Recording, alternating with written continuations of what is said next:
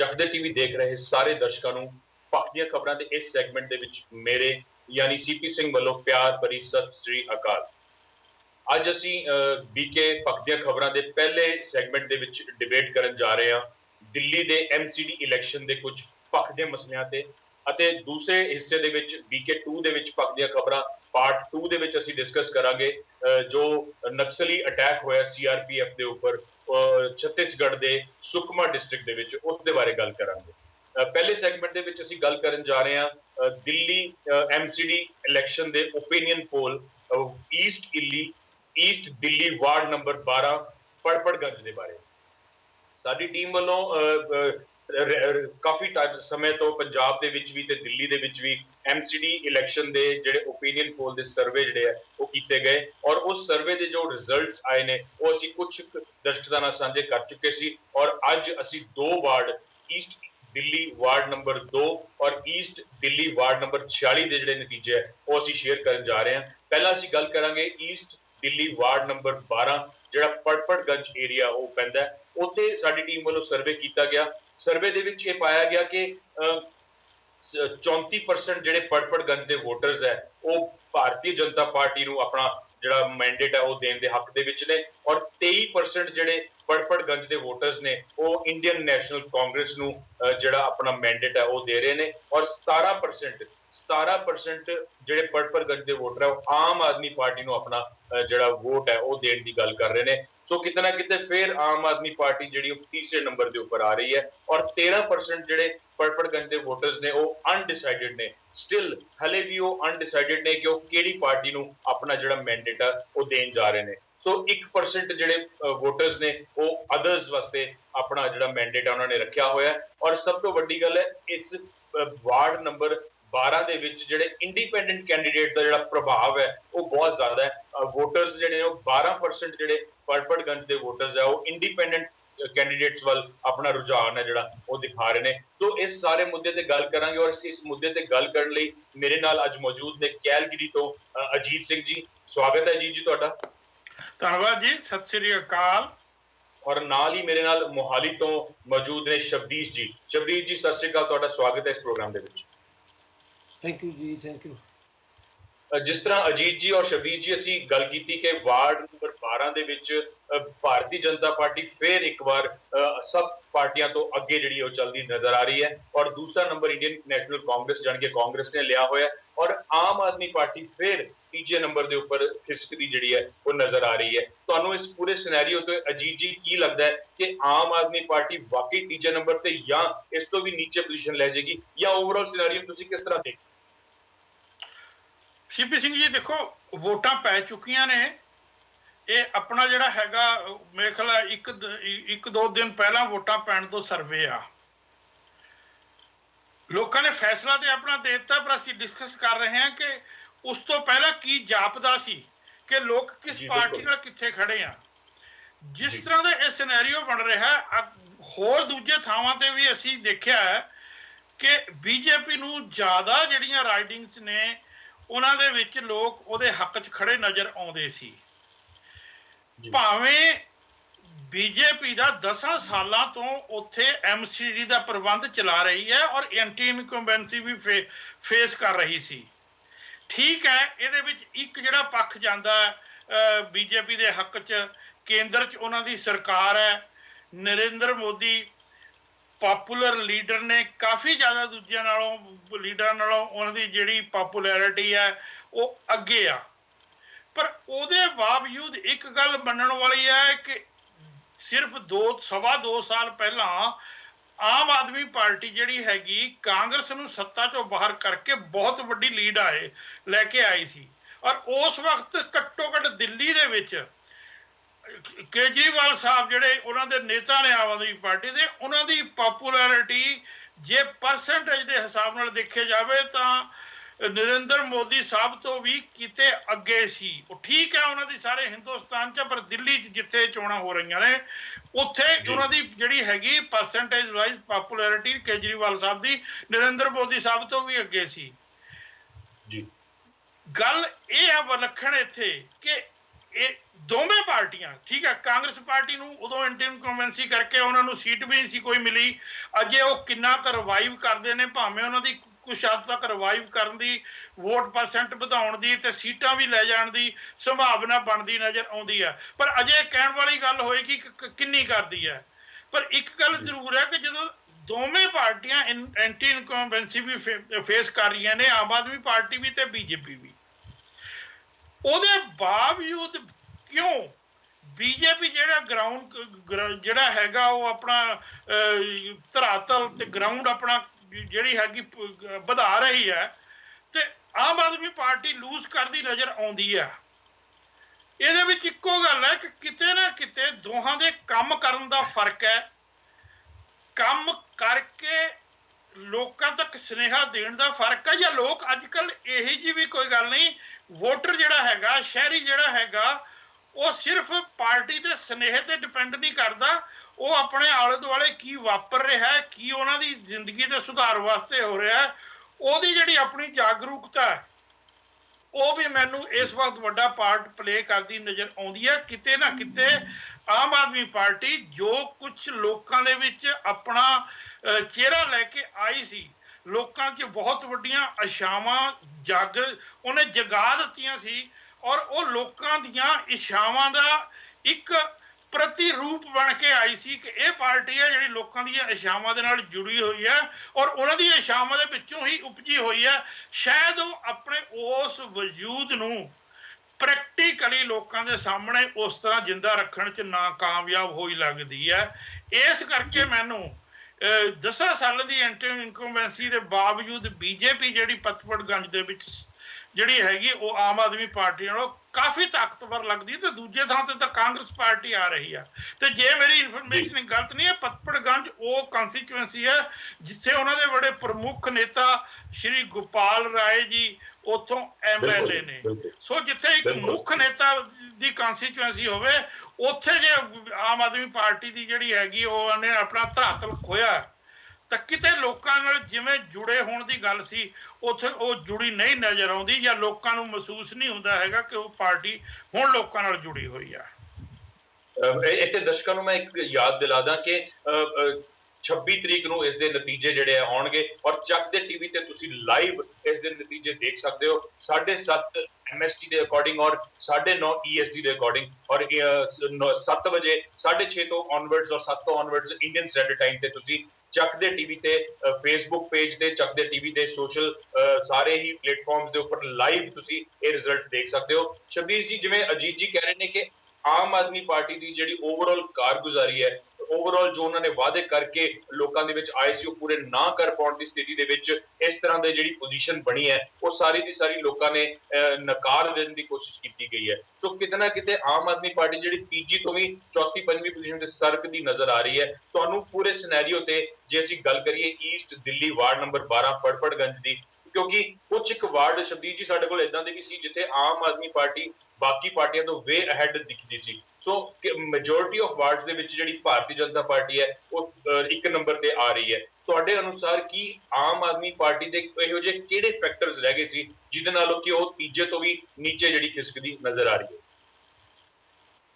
ਹੈ? ਪਹਿਲੀ ਗੱਲ ਤਾਂ CP ਸਿੰਘ ਜੀ ਇਹ ਹੈ ਕਿ ਜਦੋਂ ਅਸੀਂ ਅੱਜ ਚਰਚਾ ਕਰ ਰਹੇ ਹਾਂ ਤਾਂ ਅਸੀਂ ਇੱਕ ਗੱਲ ਬਹੁਤ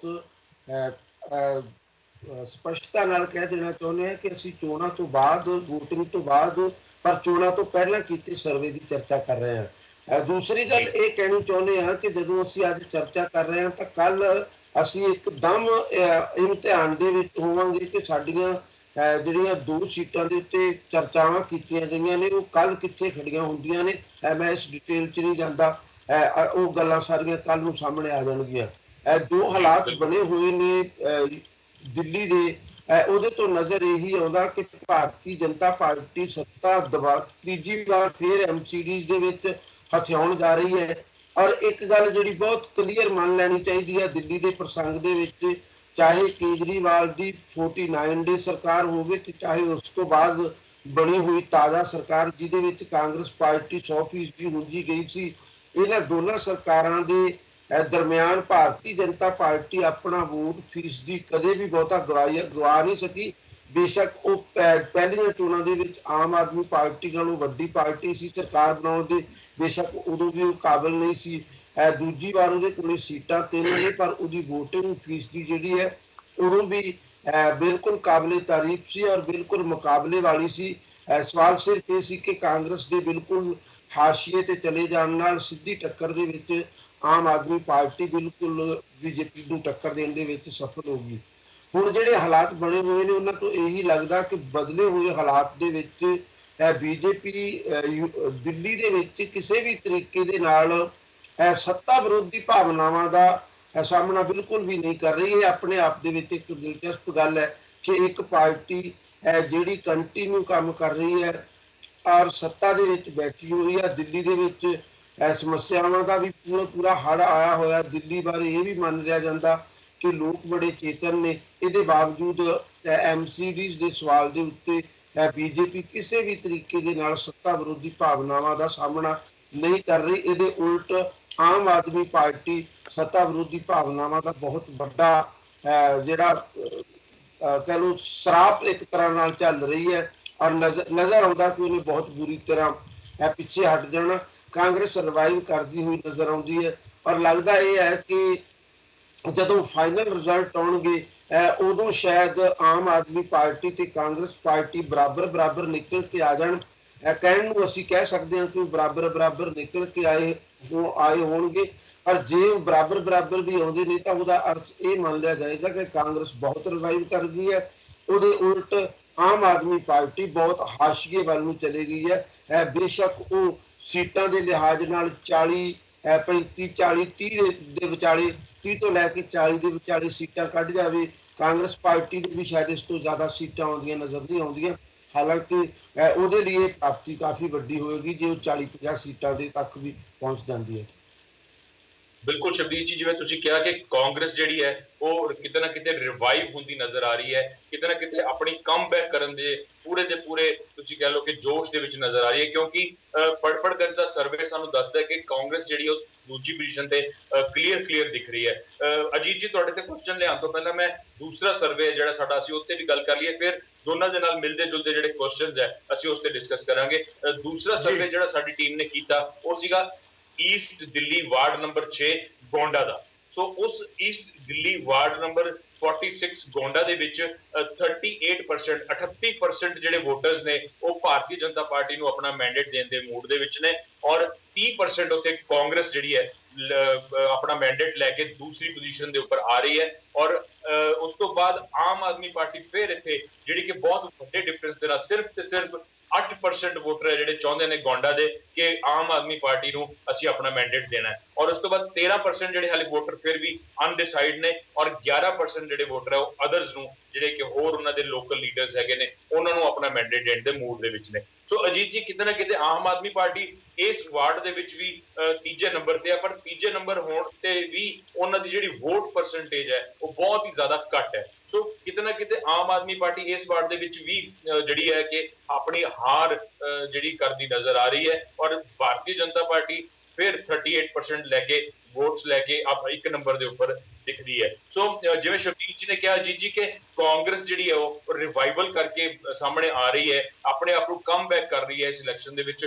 ਤੁਹਾਡਾ ਕੀ ਮੰਨਣਾ ਕਿ ਕੀ ਕਾਂਗਰਸ ਔਰ ਬੀਜੇਪੀ ਦਾ ਜਿਹੜਾ ਛੋਟਾ ਜਿਹਾ ਡਿਫਰੈਂਸ ਹੈ, ਕਿਉਂਕਿ ਬੀਜੇਪੀ ਨੂੰ 38% ਔਰ ਕਾਂਗਰਸ ਨੂੰ 30% ਹੈ, ਕੀ ਇਸ ਜਿਹੜਾ ਮਾਰਜਨ ਨੂੰ ਕਾਂਗਰਸ ਜਿਹੜਾ ਉਹ ਕਵਰ ਅਪ ਕਰ ਪਾਏਗੀ? ਕੀ ਕਾਂਗਰਸ ਆਪਣੇ ਆਪ ਨੂੰ ਪੂਰਨ ਰਿਵਾਈਵਲ ਲੈ ਕੇ ਦਿੱਲੀ MCD ਦੇ ਵਿੱਚ ਰਾਜ ਕਰਨ ਜਾ ਰਹੀ ਹੈ? ਸੀਪੀ ਸਿੰਘ ਜੀ, ਦੇਖੋ ਜਿਹੜਾ 38% ਔਰ 30% ਦਾ ਫਰਕ ਹੈ ਉਹ ਇਹੋ ਜਿਹਾ ਫਰਕ ਤਾਂ ਨਜ਼ਰ ਆਉਂਦਾ ਹੈ ਜਦੋਂ ਹਾਲੇ ਅਨਡਿਸਾਈਡਡ 13% ਲੋਕ ਨੇ ਕਿ ਜੇ ਕੋਈ ਹਵਾ ਕਾਂਗਰਸ ਦੇ ਹੱਕ ਚੱਲੇ ਤਾਂ ਉਹ ਜਿੱਤ ਦੇ ਸਥਾਨ ਤੇ ਵੀ ਖੜ ਸਕਦੀ ਆ, ਭਾਵੇਂ 1% ਦੇ ਵਾਧੂ ਦੇ ਨਾਲ ਹੋਵੇ, ਤੇ ਜਾਂ ਉਹ ਬਹੁਤ ਹੀ ਸਖਤ ਟੱਕਰ ਦੇਣ ਦੀ ਸੰਭਾਵਨਾ ਉਹਦੀ ਬਣ ਸਕਦੀ ਆ। ਪਰ ਸਵਾਲ ਇਹ ਹੈ ਕਿ ਅੱਜ ਦੇ ਦਿਨ ਦੇ ਵਿੱਚ ਕੋਈ ਇਹੋ ਜਿਹੀ ਹਵਾ ਕਾਂਗਰਸ ਦੇ ਪੱਖ ਦੇ ਵਿੱਚ ਚੱਲਦੀ ਨਜ਼ਰ ਨਹੀਂ ਆਈ ਹੈਗੀ, ਕਿਉਂਕਿ ਵੋਟਾਂ ਪੈ ਚੁੱਕੀਆਂ ਨੇ। ਪਰ ਉੱਥੇ ਕੋਈ ਇਹੋ ਜਿਹੀ ਹਵਾ ਚੱਲਦੀ ਨਜ਼ਰ ਨਹੀਂ ਆਈ ਜਿਹੜੀ ਕਾਂਗਰਸ ਨੂੰ ਕਾਫੀ ਨੇੜੇ ਜਾਂ ਉਹਨੂੰ ਕੁਝ ਚਾਹੇ ਥੋੜਾ ਜਿਹਾ ਹੀ ਹੋਵੇ ਕੁਝ ਪਰਸੈਂਟ ਨਾਲ ਅੱਗੇ ਲਿਆਉਣ ਨਜ਼ਰ ਹੋਵੇ। ਸੋ ਸੰਭਾਵਨਾ ਤਾਂ ਇਹੀ ਲੱਗਦੀ ਹੈ ਕਿ ਬੀਜੇਪੀ ਇਸ ਸੀਟ ਨੂੰ ਲੈ ਜਾਏਗੀ। ਕੱਲ ਜ਼ਰੂਰ ਇਸ ਦਾ ਪਤਾ ਲੱਗ ਜਾਏਗਾ, ਪਰ ਫਰਕ ਉਹੀ ਵਿਲੱਖਣਤਾ ਇਹ ਸਾਰੀ ਜਿਹੜੀ ਚੋਣ ਆ ਉਹਦੀ ਇਹ ਹੈ ਕਿ ਆਮ ਆਦਮੀ ਪਾਰਟੀ ਇੰਨੀ ਗਰਾਊਂਡ ਲੂਜ਼ ਕਿਵੇਂ ਕਰ ਗਈ। ਜਾਂ ਤਾਂ ਇਹਨੂੰ ਇਸ ਪੱਖ ਤੋਂ ਵੇਖਣ ਦੀ ਲੋੜ ਹੈ ਕਿ ਲੋਕਾਂ ਨੇ ਇੱਕ ਜਿਹੜੀ ਆਮ ਰਵਾਇਤੀ ਪਾਰਟੀਆਂ ਦੀ ਕਾਰਗੁਜ਼ਾਰੀ ਦੇ ਵਿਰੁੱਧ ਉਹਨਾਂ ਦੇ ਅੰਦਰ ਇੱਕ ਨੈਗੇਟਿਵਿਟੀ ਬਣੀ ਹੋਈ ਸੀ, ਇੱਕ ਉਹਨਾਂ ਤੋਂ ਜਿਹੜੀ ਕਹਿ ਲਓ ਕਿ ਅਨਸੈਟਿਸਫੈਕਸ਼ਨ ਨਾ ਦੀ ਇੱਕ ਭਾਵਨਾ ਬਣੀ ਹੋਈ ਸੀ। ਉਹਨਾਂ ਨੂੰ ਵੀ ਇੱਕ ਵੈਂਟ ਮਿਲਿਆ, ਉਹਨਾਂ ਨੂੰ ਇੱਕ ਇਹੋ ਜਿਹਾ ਇੱਕ ਰੌਸ਼ਨੀ ਦਿਖੀ, ਜਾਂ ਉਹਨਾਂ ਨੂੰ ਆਪਣੀ ਭਾਵਨਾਵਾਂ ਆਪਣੀ ਅਸੰਤੁਸ਼ਟੀ ਜਿਹੜੀ ਹੈਗੀ ਉਹਨੂੰ ਜ਼ਾਹਰ ਕਰਨ ਦਾ ਇੱਕ ਸੋਮਾ ਮਿਲਿਆ ਸੀ। ਆਮ ਆਦਮੀ ਪਾਰਟੀ ਉਹਨਾਂ ਨੇ ਬਹੁਤ ਵੱਡੇ ਪੱਧਰ ਤੇ ਉਹਦਾ ਸਾਥ ਦੇ ਕੇ ਆਪਣਾ ਰੋਸ ਜਿਹੜਾ ਹੈਗਾ ਰਵਾਇਤੀ ਪਾਰਟੀਆਂ ਤੋਂ ਜਤਾਇਆ ਸੀ। ਪਰ ਜਦੋਂ ਉਹਨਾਂ ਨੂੰ ਉਸ ਪਾਰਟੀ ਜਿਹੜੀ ਉਹਨਾਂ ਦੀ, ਜਿਵੇਂ ਮੈਂ ਪਹਿਲਾਂ ਕਿਹਾ, ਉਹਨਾਂ ਦੀ ਇੱਛਾਵਾਂ ਦੀ, ਉਹਨਾਂ ਦੀ ਅਨਸੈਟਿਸਫਾਈਡ ਭਾਵਨਾਵਾਂ ਦੀ ਪ੍ਰਤੀਕ ਦੇ ਤੌਰ ਤੇ ਜਨਮੀ ਸੀ, ਜਦੋਂ ਉਹਨਾਂ ਨੂੰ ਉਹ ਤੋਂ ਨਿਰਾਸ਼ਾ ਹੋਈ ਤਾਂ ਉਹ ਇੱਕ ਨਿਰਾਸ਼ਾ ਦੇ ਨਾਲ, ਬਹੁਤ ਵੱਡੀ ਨਿਰਾਸ਼ਾ ਦੇ ਨਾਲ ਉਸ ਪਾਰਟੀ ਤੋਂ ਪਿੱਛੇ ਹਟ ਕੇ ਉਹ ਰਵਾਇਤੀ ਪਾਰਟੀਆਂ ਦੇ ਨਾਲ ਜਿਹੜੇ ਹੈਗੇ ਉੱਥੇ ਦੇ ਵੋਟਰ ਖੜਦੇ ਨਜ਼ਰ ਆਉਂਦੇ ਨੇ। ਸੋ ਇਹ ਆਪਾਂ ਨੂੰ ਇਸ ਤਰ੍ਹਾਂ ਵੀ ਮਹਿਸੂਸ ਹੋ ਸਕਦਾ, ਕੱਲ ਦੀਆਂ ਜਿਹੜੀਆਂ ਨਤੀਜੇ ਉਹ ਦੱਸਣਗੇ ਕਿ ਇੱਕ ਲਹਿਰ ਵਾਂਗੂ ਆਈ ਸੀ, ਇੱਕ ਹਨੇਰੀ ਜੀ ਬਣ ਕੇ ਜਿਹੜੀ ਲੋਕਾਂ ਦੀਆਂ ਭਾਵਨਾਵਾਂ ਦੀ, ਤੇ ਉਹ ਹਨੇਰੀ ਲੰਘ ਗਈ ਤੇ ਮੁੜ ਜਿਹੜਾ ਹੈਗਾ ਸਭ ਚੀਜ਼ਾਂ ਦਾ ਵਜੂਦ ਉਸੇ ਤਰ੍ਹਾਂ ਹੀ ਨਜ਼ਰ ਆਵੇ। ਇਹਨੂੰ ਆਪਾਂ ਦਾਅਵੇ ਨਾਲ ਤੇ ਕੱਲ ਕਹਿ ਸਕਾਂਗੇ, ਤੇ ਏਦਾਂ ਕਹਿਣਾ ਵੀ ਨਹੀਂ ਚਾਹੀਦਾ, ਪਰ ਏਦਾਂ ਵਾਪਰਦਾ ਨਜ਼ਰ ਆ ਰਿਹਾ। ਬਿਲਕੁਲ ਅਸੀਂ ਦਾਅਵੇ ਨਾਲ ਕੱਲ ਕਹਿ ਸਕਾਂਗੇ, ਕਿਉਂਕਿ ਕੈਨੇਡਾ ਦੀ 25 ਤਰੀਕ ਰਾਤ ਨੂੰ ਔਰ ਇੰਡੀਆ ਦੀ 26 ਤਰੀਕ ਸਵੇਰ ਨੂੰ 8 ਵਜੇ ਤੋਂ ਬਾਅਦ ਜਿਹੜੀ ਕਾਊਂਟਿੰਗ ਉਹ ਸ਼ੁਰੂ ਹੋ ਜਾਏਗੀ, ਔਰ ਘੰਟੇ ਡੇਢ ਘੰਟੇ ਦੇ ਵਿੱਚ ਸਾਡੇ ਕੋਲ ਰਿਜ਼ਲਟਸ ਹੈ ਜਿਹੜੇ ਉਹ ਆਉਣੇ ਸ਼ੁਰੂ ਹੋ ਜਾਣਗੇ। ਔਰ ਚੱਕ ਦੇ ਟੀਵੀ ਤੇ ਅਸੀਂ ਲਾਈਵ ਇਹਨਾਂ ਰਿਜ਼ਲਟਸ ਨੂੰ ਦਿਖਾਵਾਂਗੇ। ਸਾਡੇ ਫੇਸਬੁੱਕ ਪੇਜ ਤੇ ਵੀ ਤੁਸੀਂ ਰੈਗੂਲਰ ਅਪਡੇਟ ਲੈ ਸਕਦੇ ਹੋ।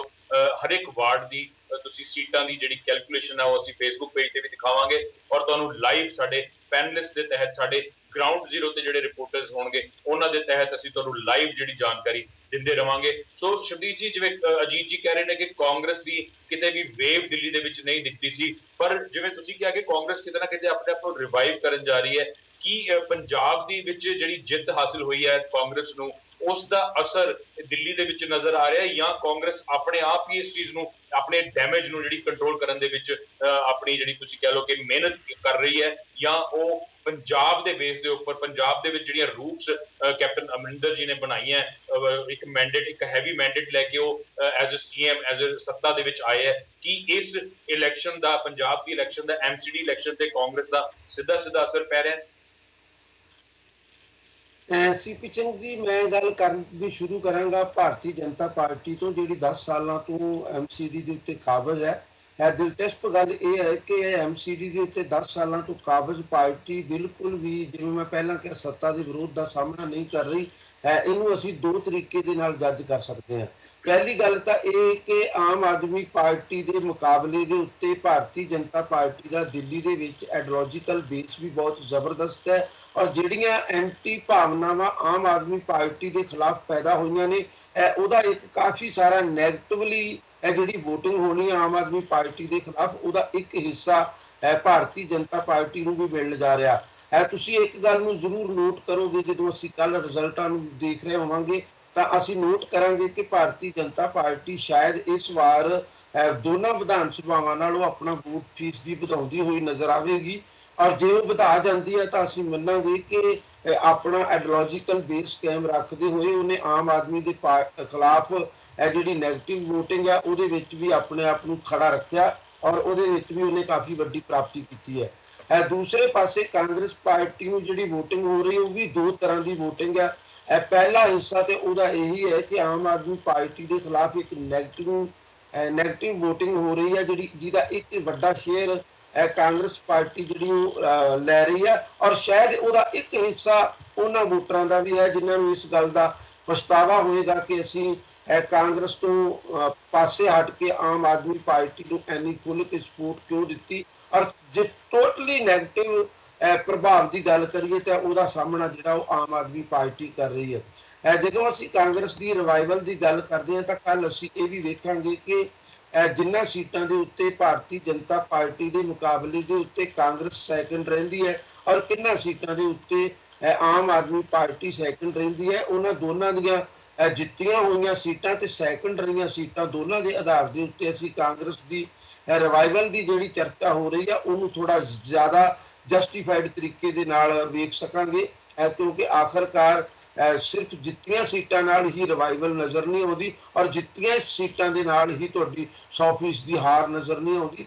100% ਦੀ ਹਾਰ ਜਿਹੜੀ ਆਮ ਲੋਕਾਂ ਦੇ ਵਿੱਚ ਤੁਹਾਡਾ ਨਤੀਜੇ ਦੀ ਪ੍ਰਤੀਕ ਬਣਦੀ ਹੈ, ਉਹ ਵੋਟ ਫੀਸਦੀ ਦੇ ਆਧਾਰ ਦੇ ਉੱਤੇ ਵੀ ਜੱਜ ਕੀਤੀ ਜਾਂਦੀ ਹੈ। ਹਾਲਾਂਕਿ ਲੋਕਤੰਤਰ ਦੇ ਵਿੱਚ ਸਿਰਾਂ ਦੀ ਗਿਣਤੀ ਬਹੁਤ ਮਹੱਤਵਪੂਰਨ ਮੰਨੀ ਜਾਂਦੀ ਹੈ, ਇਹਦੇ ਬਾਵਜੂਦ ਵੋਟ ਫੀਸ ਦੀ ਜਿਹੜੀ ਆ ਭਵਿੱਖ ਦੇ ਵਿੱਚ ਕਿਸੇ ਪਾਰਟੀ ਦੇ ਲਈ ਕਾਫੀ ਮਹੱਤਵਪੂਰਨ ਹੁੰਦੀ ਹੈ। ਔਰ ਕੱਲ ਅਸੀਂ ਦੇਖਾਂਗੇ ਕਿ ਕਿਸ ਕਿਸਮ ਦੀ ਭਵਿੱਖ ਸਾਨੂੰ ਇਹਨਾਂ ਚੋਣਾਂ ਦੇ ਲਿਹਾਜ਼ ਦੇ ਨਾਲ ਨਜ਼ਰ ਆਏਗਾ। ਇਹਨਾਂ ਚੋਣਾਂ ਦੇ ਮੱਦੇਨਜ਼ਰ ਅਸੀਂ ਕਾਂਗਰਸ ਦੀ ਰਿਵਾਈਵਲ ਨੂੰ ਕਿੰਨਾ ਕੁ ਦੇਖ ਸਕਾਂਗੇ, ਆਮ ਆਦਮੀ ਪਾਰਟੀ ਦੇ ਜਾਂਦੇ ਹੋਏ ਪ੍ਰਭਾਵ ਨੂੰ ਕਿੰਨਾ ਕੁ ਦੇਖ ਸਕਾਂਗੇ, ਆਮ ਆਦਮੀ ਪਾਰਟੀ ਜੇ ਸੁਧਾਰ ਕਰੇ ਆਪਣੇ ਆਪ ਦੇ ਵਿੱਚ ਉਹ ਕਿੰਨੀ ਕੁ ਵਾਪਸੀ ਕਰ ਸਕਦੀ ਹੈ, ਕਾਂਗਰਸ ਆਪਣੇ ਆਪ ਨੂੰ ਹੋਰ ਅਗਰੈਸਿਵ ਤਰੀਕੇ ਦੇ ਨਾਲ ਲੜਨ ਦੀ ਕੋਸ਼ਿਸ਼ ਕਰੇ ਤਾਂ ਉਹ ਕਿੰਨਾ ਹੋਰ ਰਿਵਾਈਵ ਕਰ ਸਕਦੀ ਹੈ। ਇਹ ਗੱਲਾਂ ਸ਼ਾਇਦ ਅਸੀਂ ਥੋੜਾ ਜਿਹਾ ਕੱਲ ਵਧੇਰੇ ਜਸਟੀਫਾਈਡ ਤਰੀਕੇ ਨਾਲ ਕਰ ਸਕਾਂਗੇ। ਬਿਲਕੁਲ ਜਗਦੀਸ਼ ਜੀ, ਕੱਲ ਵਧੇਰੇ ਜਸਟੀਫਾਈ ਹੋਣਗੀਆਂ ਇਹ ਗੱਲਾਂ, ਪਰ ਕਿਤੇ ਨਾ ਕਿਤੇ ਜਿਹੜੇ ਸਰਵੇ ਅਸੀਂ ਪੰਜਾਬ ਦੇ ਵਿੱਚ ਕੀਤੇ ਸੀ,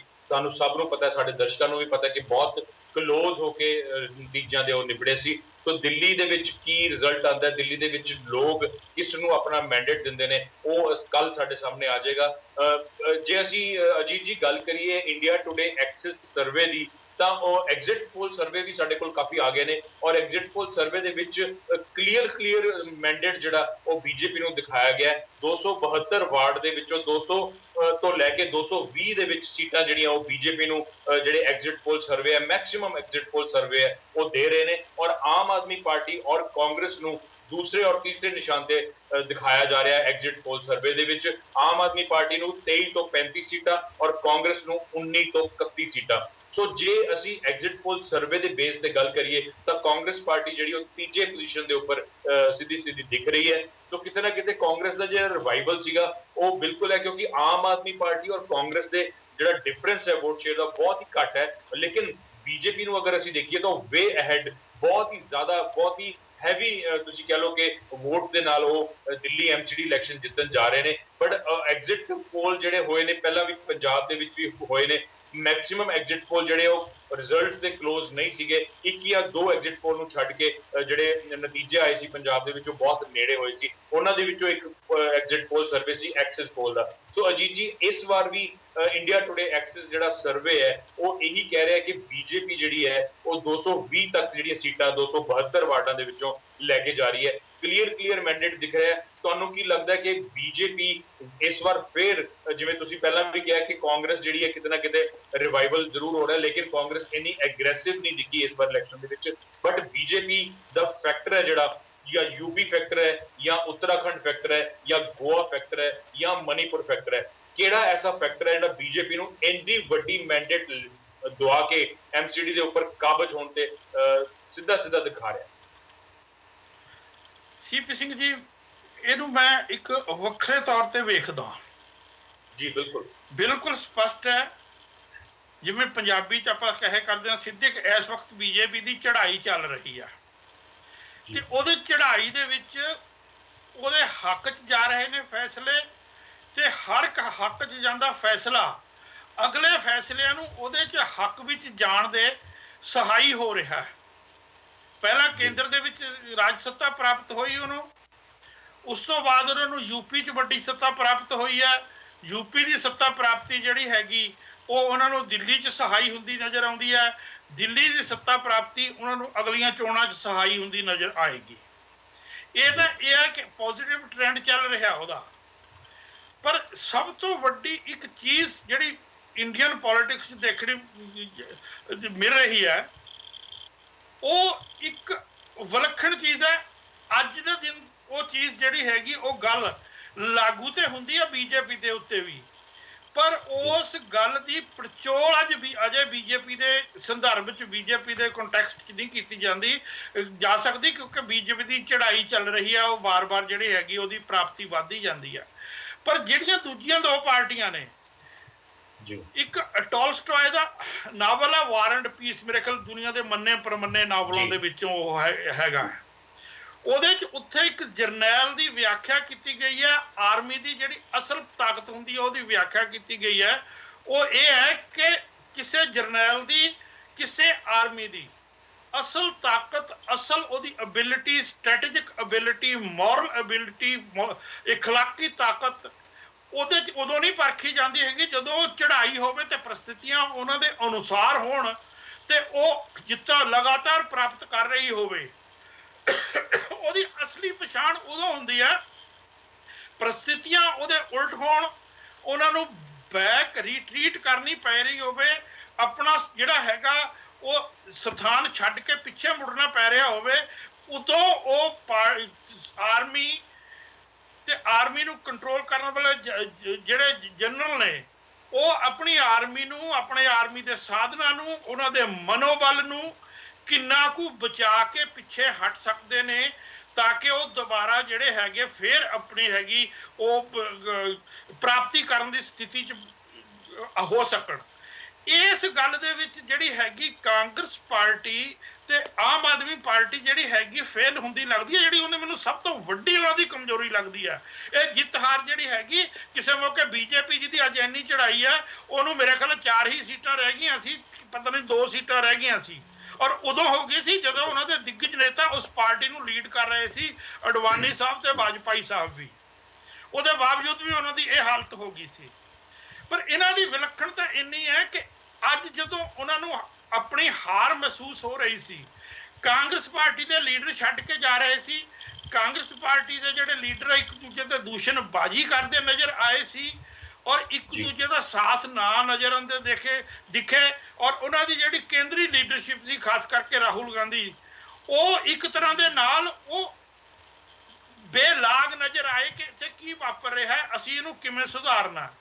ਇਹੋ ਹਾਲ ਜਿਹੜਾ ਹੈਗਾ ਆਮ ਆਦਮੀ ਪਾਰਟੀ ਦਾ ਨਜ਼ਰ ਆਇਆ, ਉਹਦੀ ਰਿਐਕਸ਼ਨਸ, ਉਹਦੇ ਬਿਆਨ, ਉਹਨਾਂ ਦੀ ਜਿਹੜਾ ਆਪਣੀ ਹਾਲਤ ਨੂੰ ਐਕਸਪਲੇਨ ਕਰਨਾ ਹੈ।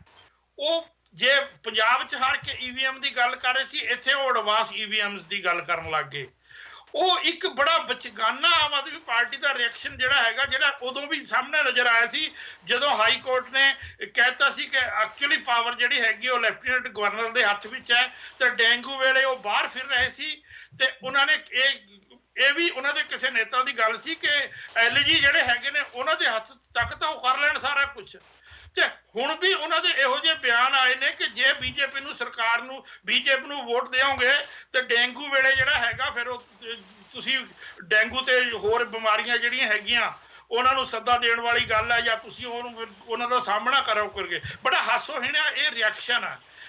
ਜਦੋਂ ਉਹਨਾਂ ਦੇ ਹੱਥੋਂ ਤਾਕਤ ਜਾਂਦੀ ਹੈ ਤੇ ਇਹੋ ਜਿਹੇ ਰਿਐਕਸ਼ਨ ਕਰਦੇ ਨੇ ਤਾਂ ਕਿਤੇ ਉਹਨਾਂ ਦੇ ਵਿੱਚ ਇੰਟ੍ਰਿੰਸਿਕ, ਉਹਨਾਂ ਦੇ ਅੰਦਰ ਜਿਹੜੀ ਇੱਕ ਕਮਜ਼ੋਰੀ ਔਰ ਇੱਕ ਬਚਗਾਨਾ ਭਾਵਨਾ ਜਿਹੜੀ, ਇਹ ਬਹੁਤ ਉਹਨਾਂ ਪਾਰਟੀਆਂ ਨੂੰ ਇੰਨਾ ਬੀਜੇਪੀ ਨੁਕਸਾਨ ਨਹੀਂ ਕਰੇਗੀ ਐਮਸੀਡੀ ਜਿੱਤ ਕੇ ਜਿੰਨੀਆਂ ਉਹਨਾਂ ਦੀਆਂ ਇਹ ਕਮਜ਼ੋਰੀਆਂ ਤੁਹਾਨੂੰ ਉਹਨਾਂ ਦਾ ਨੁਕਸਾਨ ਕਰਦੀਆਂ ਨਜ਼ਰ ਆਉਣਗੀਆਂ।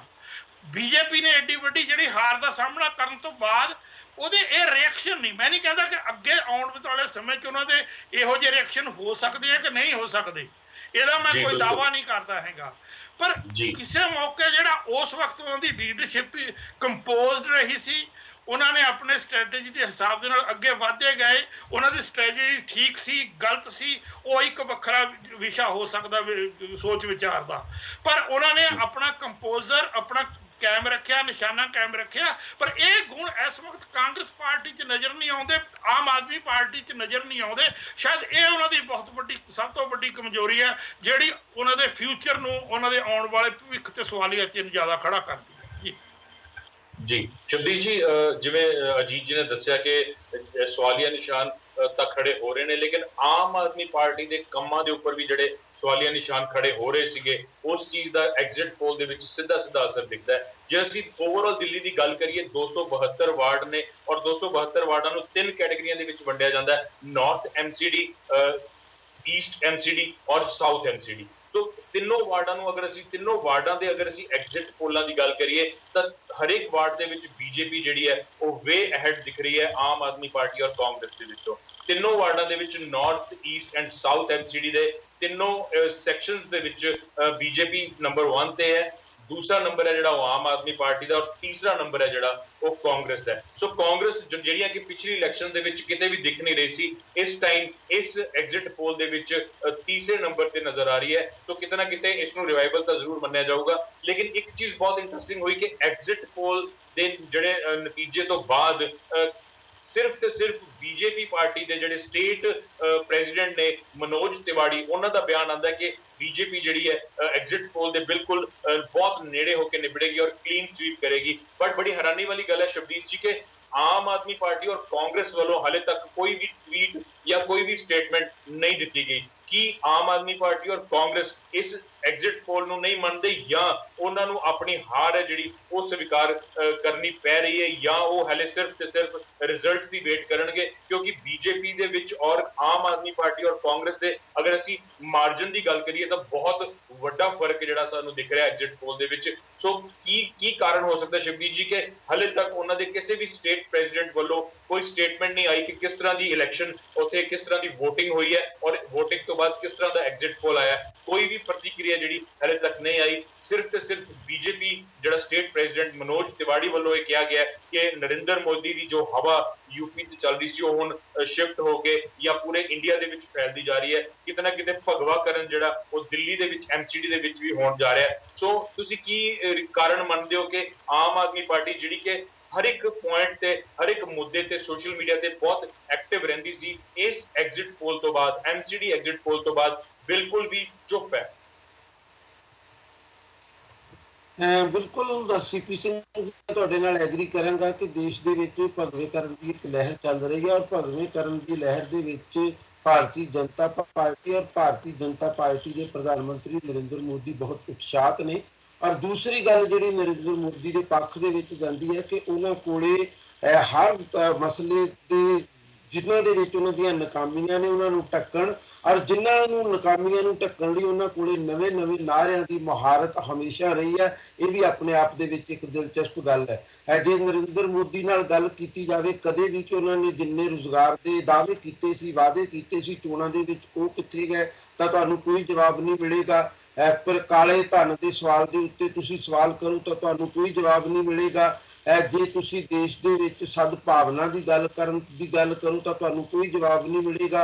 ਸਹਿਣਸ਼ੀਲਤਾ ਦਾ ਮਾਹੌਲ ਦੇਸ਼ ਦੇ ਵਿੱਚ ਹੈ ਕਿ ਨਹੀਂ, ਤੁਹਾਨੂੰ ਇਹਦੇ ਲਈ ਕੋਈ ਜਵਾਬ ਨਹੀਂ ਮਿਲੇਗਾ। ਪਰ ਤੁਹਾਨੂੰ ਹਰ ਵਾਰ ਜਦੋਂ ਨਰਿੰਦਰ ਮੋਦੀ ਕਿਸੇ ਖਾਸ ਪ੍ਰੋਗਰਾਮ ਦੇ ਉੱਤੇ ਭਾਸ਼ਣ ਕਰਦੇ ਨਜ਼ਰ ਆਉਣਗੇ ਤਾਂ ਤੁਹਾਨੂੰ ਕੋਈ ਨਾ ਕੋਈ ਨਵਾਂ ਨਾਅਰਾ ਨਿਕਲ ਕੇ ਆਉਂਦਾ ਨਜ਼ਰ ਆ ਜਾਏਗਾ। ਚਾਹੇ ਉਹ ਸਵੱਛ ਇੰਡੀਆ ਦਾ ਨਾਅਰਾ ਹੋਵੇ, ਚਾਹੇ ਉਹ ਨੋਟਬੰਦੀ ਦੇ ਨਾਂ ਦੇ ਉੱਤੇ ਟੈਰਰਿਜ਼ਮ ਨੂੰ, ਖਾਸ ਕਰਕੇ ਮਾਓਇਜ਼ਮ ਨੂੰ ਠੱਲ ਪਾਉਣ ਦੀ ਗੱਲ ਹੋਵੇ, ਚਾਹੇ ਉਹ ਕਾਲੇ ਧਨ ਦੀ ਵਾਪਸੀ ਦੀ ਸੰਭਾਵਨਾ ਦੇ ਮਾਹੌਲ ਪੈਦਾ ਕਰਨ ਦੀ ਗੱਲ ਹੋਵੇ, ਤੇ ਚਾਹੇ ਹੁਣ ਤਾਜ਼ਾ ਜਿਹੜਾ ਉਹਨਾਂ ਨੇ ਯੋਜਨਾ ਕਮਿਸ਼ਨ ਦੇ ਸਮਾਗਮ ਦੇ ਵਿੱਚ ਇਹ ਗੱਲਾਂ ਕੀਤੀਆਂ ਨੇ, ਨਿਊ ਇੰਡੀਆ ਦੇ ਕਨਸੈਪਟ ਦੀਆਂ ਜਿਹੜੀਆਂ ਚਰਚਾਵਾਂ ਪਿਛਲੇ ਕੁਝ ਦਿਨਾਂ ਤੋਂ ਛਿੜੀਆਂ ਹੋਈਆਂ ਨੇ, ਉਹਦੇ ਲਿਹਾਜ਼ ਨਾਲ ਦੇਖਿਆ ਜਾਵੇ ਤੇ ਉਹ ਬੜੇ ਉਤਸ਼ਾਹਤ ਨੇ। ਔਰ ਹਰ ਵਾਰ ਉਹਨਾਂ ਕੋਲੇ ਕੋਈ ਨਾ ਕੋਈ ਨਵਾਂ ਮੁਖੌਟਾ ਹੁੰਦਾ ਵਾ ਜਿਹੜਾ ਪੁਰਾਣੇ ਚਿਹਰੇ ਨੂੰ ਔਰ ਜਿਹੜੇ ਦਾਗਦਾਰ ਚਿਹਰੇ ਨੂੰ ਹਰ ਵਾਰ ਢੱਕ ਲੈਂਦਾ ਵਾ। ਇਹਦੇ ਵਿੱਚ ਕੋਈ ਸ਼ੱਕ ਨਹੀਂ। ਪਰ ਇਸ ਗੱਲ ਤੋਂ ਮੈਂ ਇਨਕਾਰ ਨਹੀਂ ਕਰਦਾ ਕਿ ਉਹਨਾਂ ਦੀ ਲਹਿਰ ਇੱਕ ਬਣੀ ਹੋਈ ਹੈ ਔਰ ਲੋਕ ਹਾਲ ਦੀ ਘੜੀ